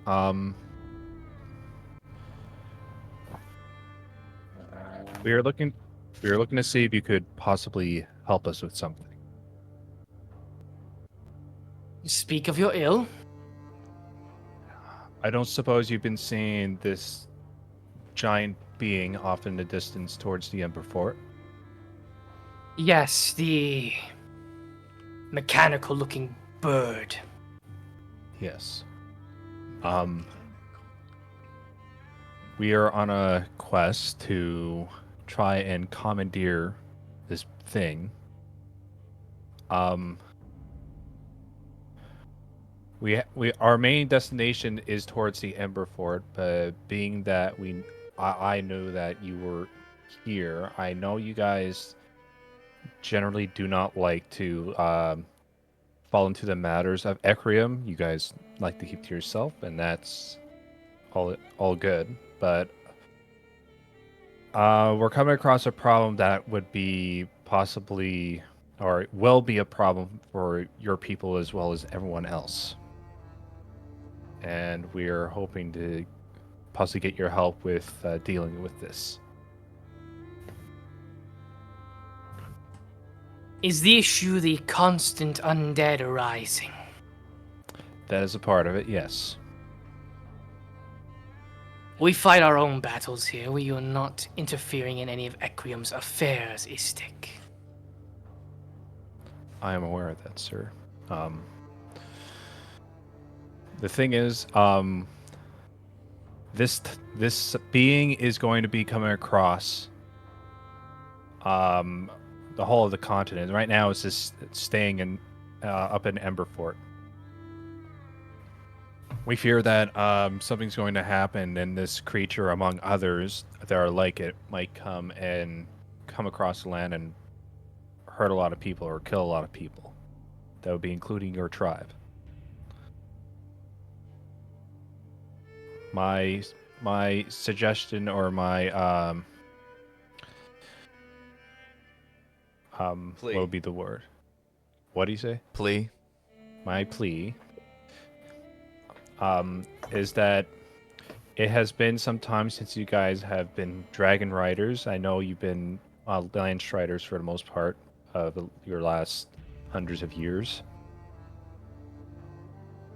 Is there a way we can talk to some sort of shaman, your shaman here, to see if we can possibly gain some riders for us to face this beast together? As you say, a man comes out from the building behind where you're currently talking. See, this man comes through with a... I might not have added him. Give me 1 sec here real fast. I might not have... Oh, no, I have. Okay.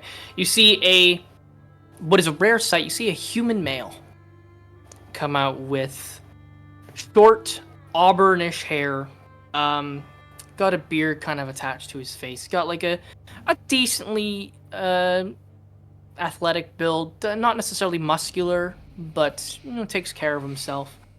He's got this attire that is akin to say almost like an archaeologist. He's got a lot of like brown tan leather. I got a bunch of tools into his sides, and you see he comes out with another Gith that is carrying medical implements attached to their coat, and you see they have a bit of a grave look to their face. Sorry, did I hear something about dragons? Yes, I mentioned the riders. Who are you, sir? My name is Ark. It's nice to meet you.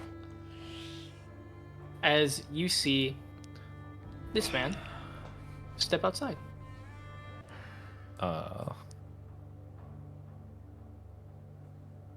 Your art, like, you see, Michaela's just kind of cut off guard Yes. with it. That's what he said. Yes, my name is Ark. Is your sorry? His last name's Moreau. Morovo. Morobo. Morovo. Mabel's like, please don't.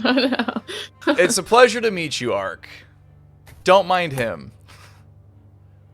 Sorry. I will not. I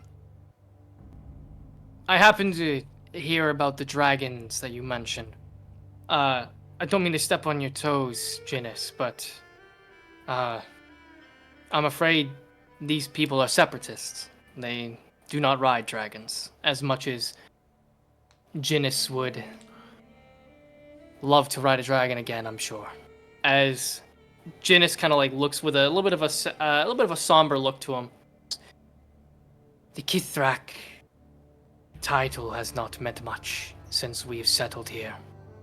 But my owlbear does me well. I see.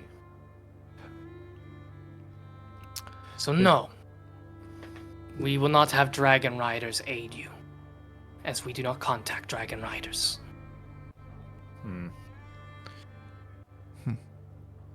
You see Ark kind of look to Jinnis.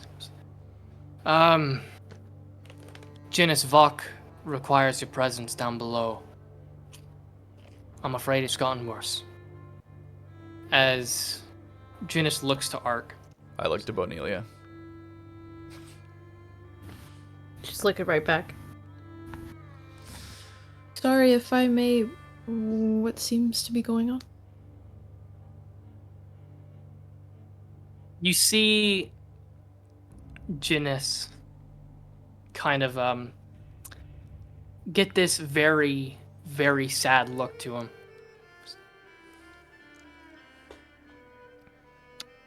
You are all newcomers. You don't even offer a tribute as you appear. I'm not sure if I can trust you with our trifes here in the Strix lands. I'm just throwing this out there. I don't know if this is actually gonna mean anything, but does this mean anything at all? And I just kind of point to the mark just to see if like that gives any like indication of like, oh, okay, maybe they're trustworthy. You see Ark kind of raises his eyebrow at it, and he has a bit of recognition. Mm-hmm. Jinnis does not. Okay. You see Ark kind of put his hand on Jinnis' shoulder and goes, I know you don't trifle with the rest of Ecrium, Jinnis, but... sorry, what was your name? Lascivious Vaxus. Lascivious here has been branded by Mogral. They are only given brands based upon great feats of strength, or war, or triumph. Maybe this group of people could help. You see, Jinnis looks to the 5 of you, the 6 of you actually, with Lyric as well. Hmm. Follow me. As him, Ark, and this Githyanki in these medical robes kind of lead you into the house on the top left area of the map. Okay. Lair kind of hops off his horse. He kind of tugs at Sonnet a little bit just before you get off of your horse, and just kind of gestures over to where the twins went off to.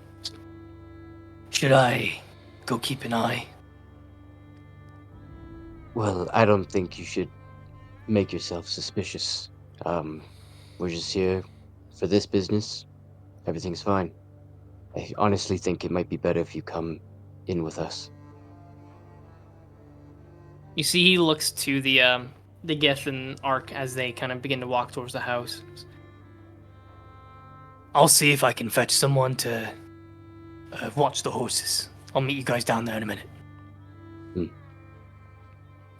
I'm just as we're walking over there. I guess we're walking in a group anyway, right? Mhm. So I'm gonna go over to Lascivious and just lean. It's like I don't suppose and I like showing the engraver marks. Like, don't suppose this would mean anything to them. I think I just kind of assumed they've made it it's a big thing apparently to Mogral and the orcs, so I just figured maybe this would bear some recognition. I don't know much about Gith and Bane. You got to understand, I'm not from here, so I don't know the politics of. Well, no, I'm just saying, place. since I don't know if another marking would prove anything, but given that, it's like they said, this is the Gith haven't really been out much, so. Yeah, and I mean, if Zexus is the only god that's really known here, especially at least now, I don't think that Bane is going to have much of an effect. Yeah, also, I don't really think showing this. Well, this is why I hesitated, because I don't know if this is going to be like they're not going to give a shit, or it might be an affront to them. So I'm just going to keep it. Yeah, just bunch up your fists and just I'll keep we're in there. We're here. So. Yep. Well, this is farther than I thought we would get, so just keep on going. Interesting. You all kind of. I'll kind of go one by one here. Mabel, are you staying behind? Or are you following through anything in particular? I would like to Mabel's follow, speed please. walking. She's speed walking. Oh, yeah. She's guiding Ark and. She's As walking I'm doing right this- behind Ark, just like. Can I lingering, but like not like a weirdo? Oh, so can I weird. banishment stuff, but like as subtle as possible? Yeah, roll a stealth check for me, sure. Oh, okay.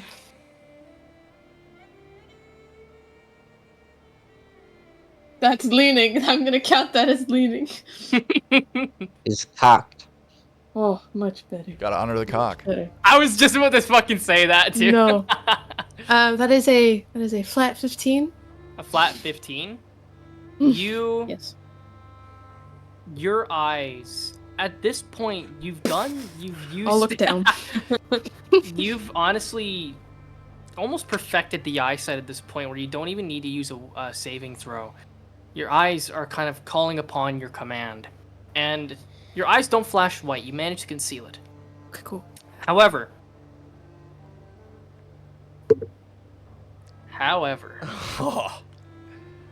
as you I'm so as you sorry. activate your sense, your eyes just kind of flicker up for a second, and you see Ark You don't. hesitate for a second. I put it away. I put it away. You see he hesitates for a second, goes to look back, but stops himself and continues walking forward. I need to make an insight check for me. Oh my god. Oh, okay.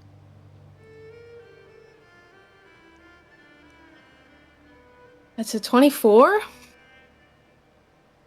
You can glean that he might have sensed it activating, Oh, but yeah. is trying not to call attention to it. Okay, great. Cool. That's what I'm doing. Oh fuck! Okay. The Yankee aren't vibing with banishment stuff. That's scary. You see, with your eyes as well, you see a trail that is emanating from Ark each time that he steps. You see like some footprints are left behind before they kind of dissipate not long afterwards, but you see that same trail that you saw coming into the Strix lands coming directly from him. There were 2 trails. He is one of them. Yep. He has one of them. Oh, Paisley's dead as Oh fuck. shit. Oh my god, oh my god, oh my god. Okay. There is multiple trails kind of going back and forth through the staircase that you're wandering down, but you can tell one of the 2 pathways that you would have seen on the way traveling here is coming from him directly. Could be the other one said could be Mortar or Meryl too.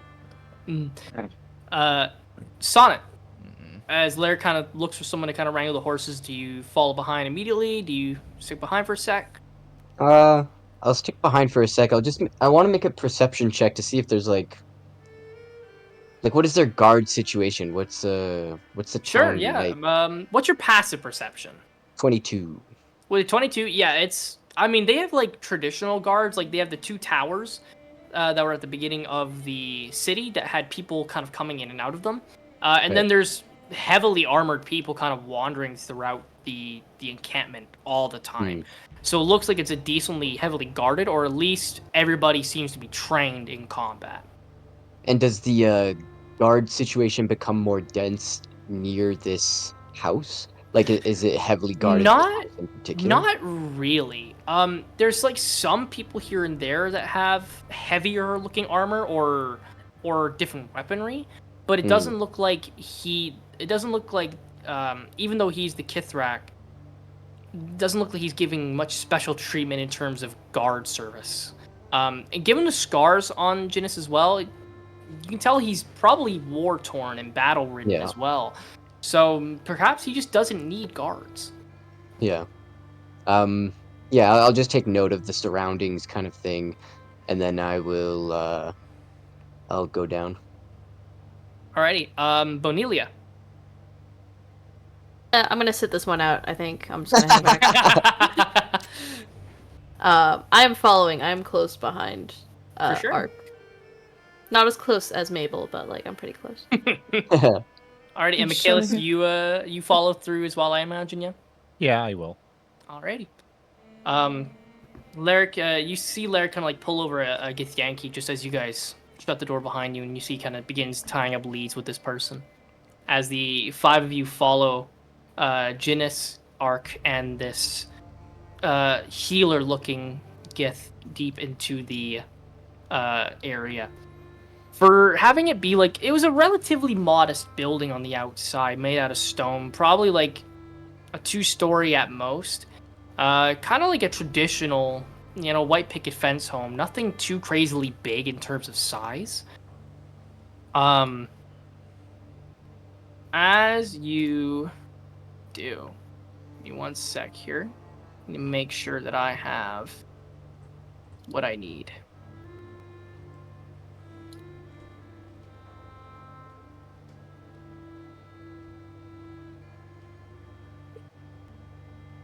Don't. Okay.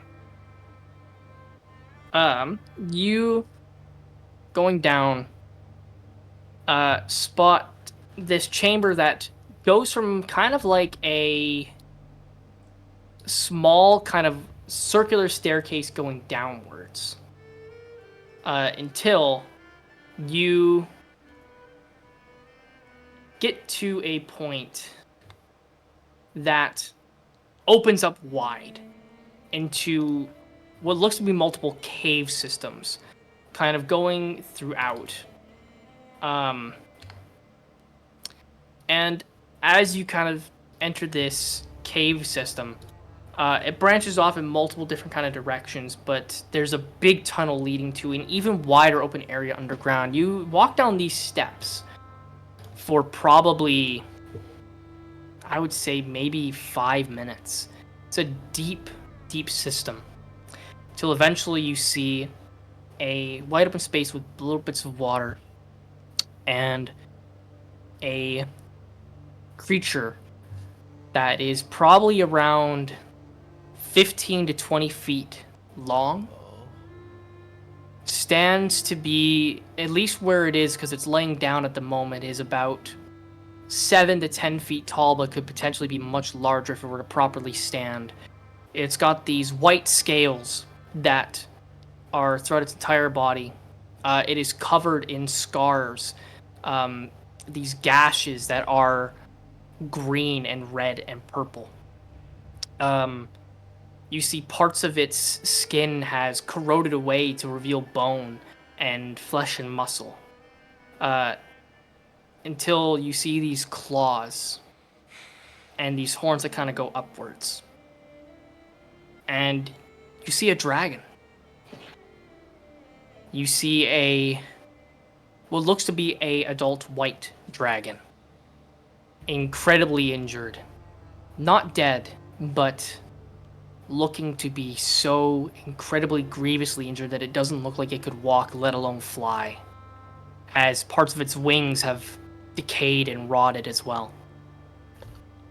You get closer as Ark and Jinnis look to the dragon. Oh.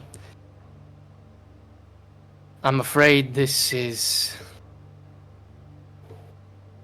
the only dragon we've seen in Ecrium for decades. It arrived here about, I would say, a month ago, in terrible condition. We've attempted to heal the creature, but whatever attacked it seems to have affected it permanently. Necrosis? We're not entirely sure. All we know is that it's magical. Necrosis is definitely an option. Necromantic magic, we're not sure. But it's not from here. We're simply here trying to help it, but it's been getting worse over time. As Ark kind of steps down, you see a man at the base of the dragon. He's wearing this black robe that has twigs and lots of greenery kind of attached to it. There are these antlers kind of poking out from the shoulder blades, or not from the shoulder blades, from the shoulders that kind of go outwards. Some vines and some bits of nature is attached to his armor. He's got this thick black hair and this black goatee. He's got this staff that is currently emanating this orangish pink hue from it. And this hue is kind of enveloping the dragon a bit. You see some wounds begin to close before they open even wider. So you see this man. He looks over the dragon and then acknowledges Jinnis and Ark coming down the steps. I don't think there is much more that can be done, Jinnis. At this point, I think we're just torturing the creature. As Jinnis looks on with this profound sadness to him, you can tell that he has this very deep connection and respect for dragons. As the dragon's head kind of veers its head kind of upwards.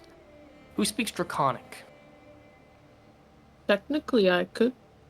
She has comprehend languages up right now. It's still going. Yeah. It's just popping. I can't speak it. I cannot. don't think I do. Kind of fertile and thieves can't. Is it a thief? These dragons? You hear this dragon speak in Draconic to Jinnis. It's fine. Honestly, it's fine. It's whatever. As It's okay. You all look up to this dragon, and I would like for everybody to make a history check, please. Oh, history? Oh. Wait a minute. Wait, did we, I is that- know. Yeah. Oh my god. No fucking way. Yeah. I knew it. I was fucking afraid.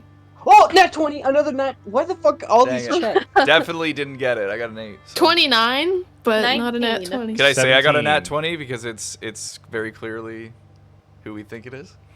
It's Oh, Villa man. Aura. You see the white No. dragon that you buddy. guys had encountered on the way leaving Gilda to go back to Zaboyum that warned you about the fire giant along the pathway. You see its in this worse condition. And Mabel, you recognize the voice. We were so close. The dragon kind of looks over and kind of like leans its head down to Jinnis, and Jinnis kind of puts his hand just onto Philora's head. And you hear Philora speak Draconic. He goes, "Surely there's something that can be done. We just brought people here to help."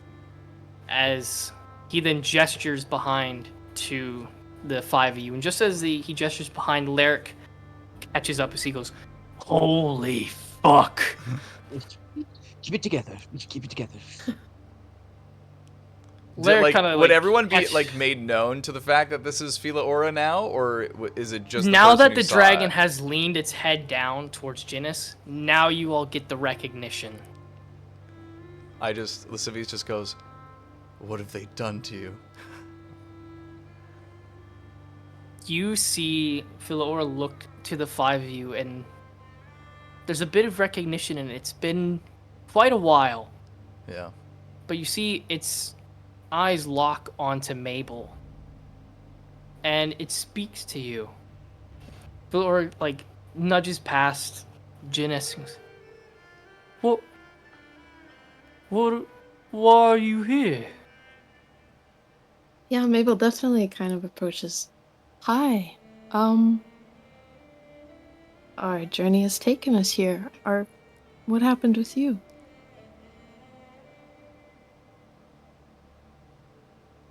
You see this pained expression on Philaora's face as he tells this story.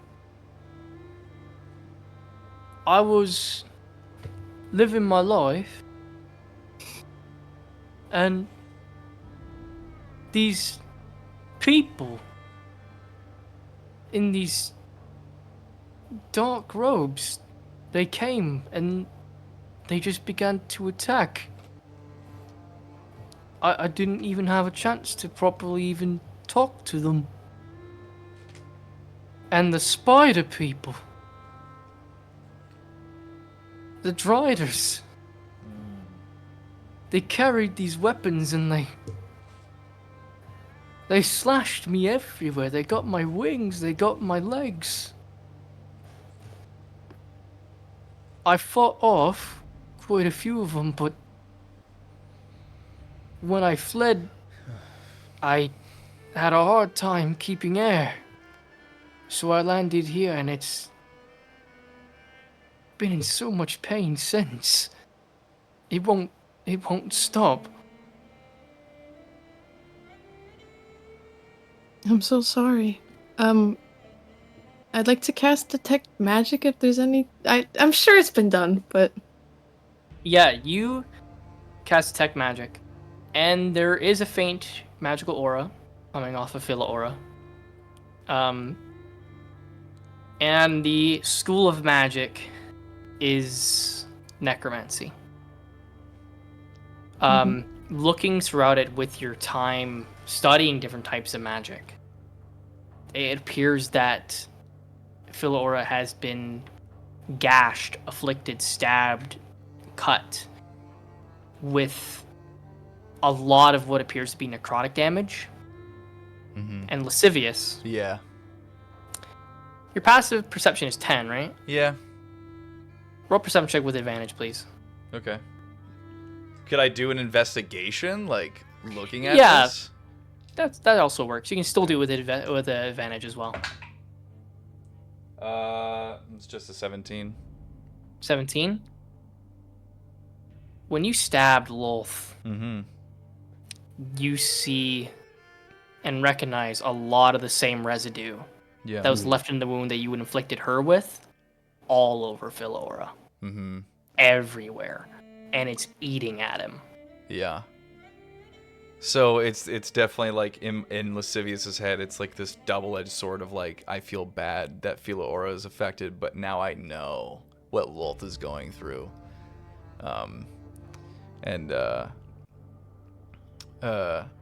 Lascivious goes, unless Mabel's translating, Lascivious recognizes this and just kind of like puts his hand on whatever like place like Fila Aura might let him and just be like, if he makes you feel any better, I made their leader feel the exact same thing. Are you translating at all, Mabel? Yeah. I think so far Mabel wasn't translating. She was just kind of like with Just him. listening. Yeah, I And think then that hear just Lascivious. and just then- through like recognizing that stuff and whatever, Lascivious is just like, just so you know, like the Mhm. people that did this to you, their leaders feeling the exact same thing. You see the dragon kind of like put its head over to you and just kind of like nudge you a little bit. Mm-hmm. Give him a little scritchies, a little scritch. You see, as Philora kind of continues to finish the tale of it being attacked and landing here and being taken care of by Jinnis and Ark and Vok. Bonelia, Yeah. you feel a hand on your shoulder. Oh no.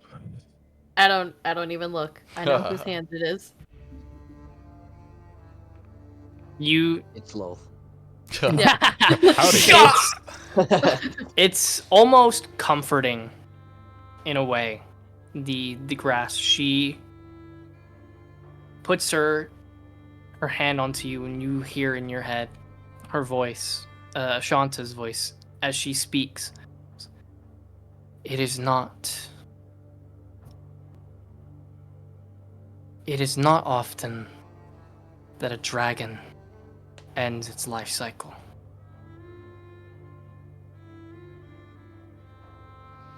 It is unfortunate, the circumstances. But beings like these deserve respect. And it is hurting.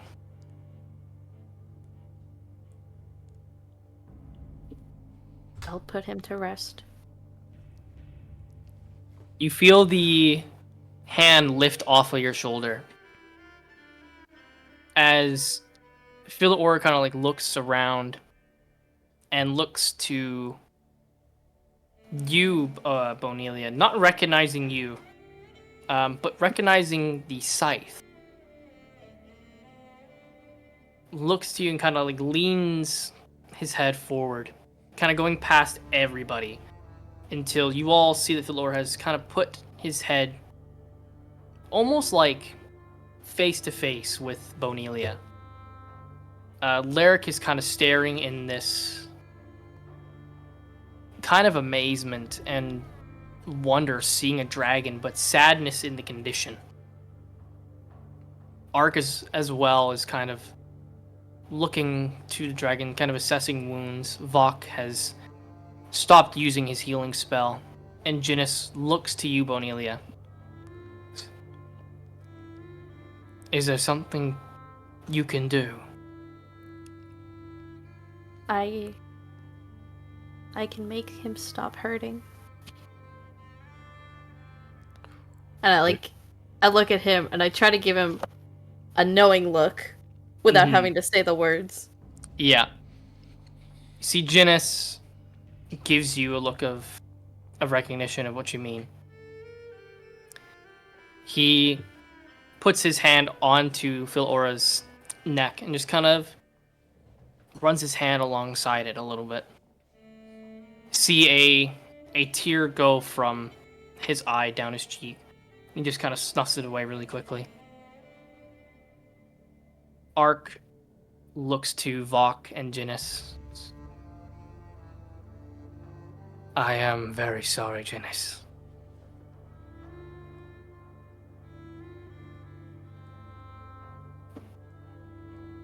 I'm sorry, we never caught your names. Other than you, Lascivious. Who are the rest of you? I'm Bonelia. Nice to meet you. As he looks to the other four of you. I'm Michaela Stone Rose. And Sonnet. A Mabel Magnolia. And I'm Lyric. As looks to you all. I appreciate your modesty and respect in this moment. You see Ark kind of pats Villaora and kind of walks away for a moment. I have this feeling that you all recognize this dragon from the way that you are treating it. Yes, he helped us in a fight against a fire giant back in our home country. You could almost say he's a friend. Mm-hmm. You see, Ark looks to you all. Then I'm also sorry for your all loss as well. I am going to leave you to do as you may. Vok, Jinnis, we should say your goodbyes and then leave them to do what they need to do. See, Vok and Jinnis kind of like give Villaora one more embrace. Jinnis kind of like holding the dragon by the snout as like kind of like softly as he can, just kind of running his hand along the nose. Jinnis kind of breaks it and passes, goes to pass you all. And Jinnis places a hand on your shoulder, Bonelia, and you hear, just kind of whisper to you, "Thank you. Please be gentle with him." Let's go. Vok gives you all this nod as well. You're doing a great service for Jinnis. As the three of them make their way up a bit of the stairs, and the six of you are left with this dragon. Once they leave, I dispel disguise self. Okay. The dragon sees your form shift from the human figure of Ophelia to your skeletal self, and you see this smile kind of go across his face as it speaks common. Goes, "I like you better with this look." Me too. I put my hand on his snout. The pain will be gone soon. You see this dragon kind of shed a tear, and it splashes onto the ground and forms this small little puddle that kind of sparkles a little bit as it just kind of rubs its snout against you once more and just goes, "Thank you," as it kind of closes its eyes and relaxes in preparation. You feel, if you give like a moment or two, you do, but if you do, right away, you feel this essence kind of envelop you a little bit, and all of you see Bonelia, her purple coat that she normally wears, you see its color shift into this black that has these decorative elements to it that are reminiscent of the wisps that you saw so many nights ago in the hellscape. These small little blue flickering effects kind of dance around it as she has her hand on the snout. Bonelia.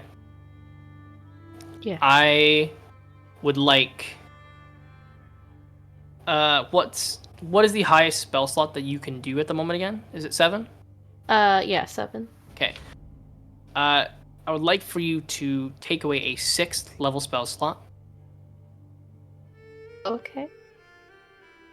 As you feel the energy of something incredibly powerful kind of go through you.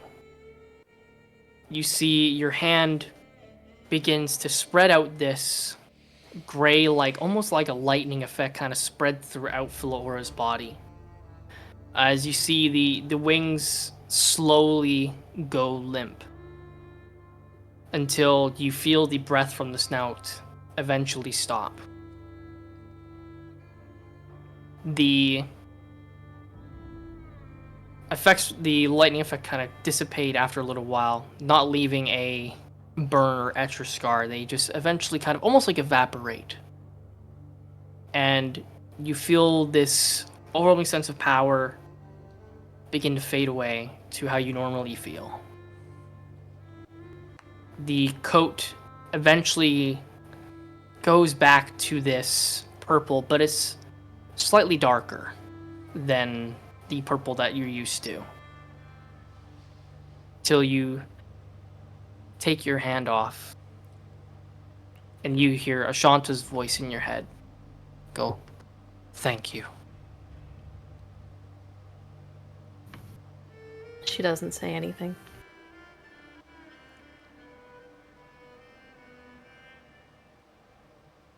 After a little while, with people with a passive perception of over 15, hear some footsteps coming down the stairs. I turn around to see to the who door? it is. You see Ark coming back down. You see he takes a couple steps down and kind of stops at the base, looking at Philora. He takes a moment, breathes in and lets out a long exhale. And takes a step forward. He puts his hand onto your shoulder, Bonelia. I don't turn around. Weird. You see his hand on your shoulder. Goes, "I see the Avatar of Death has found its chosen."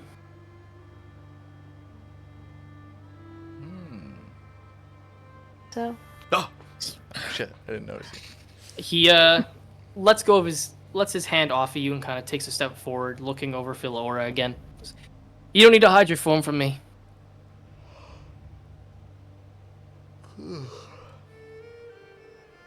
I appreciate your all.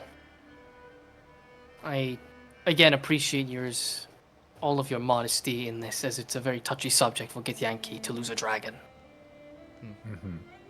Especially when there hasn't been a dragon in Ecrium for centuries.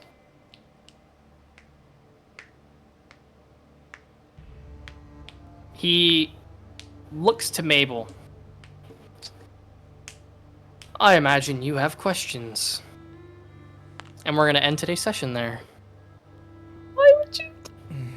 damn.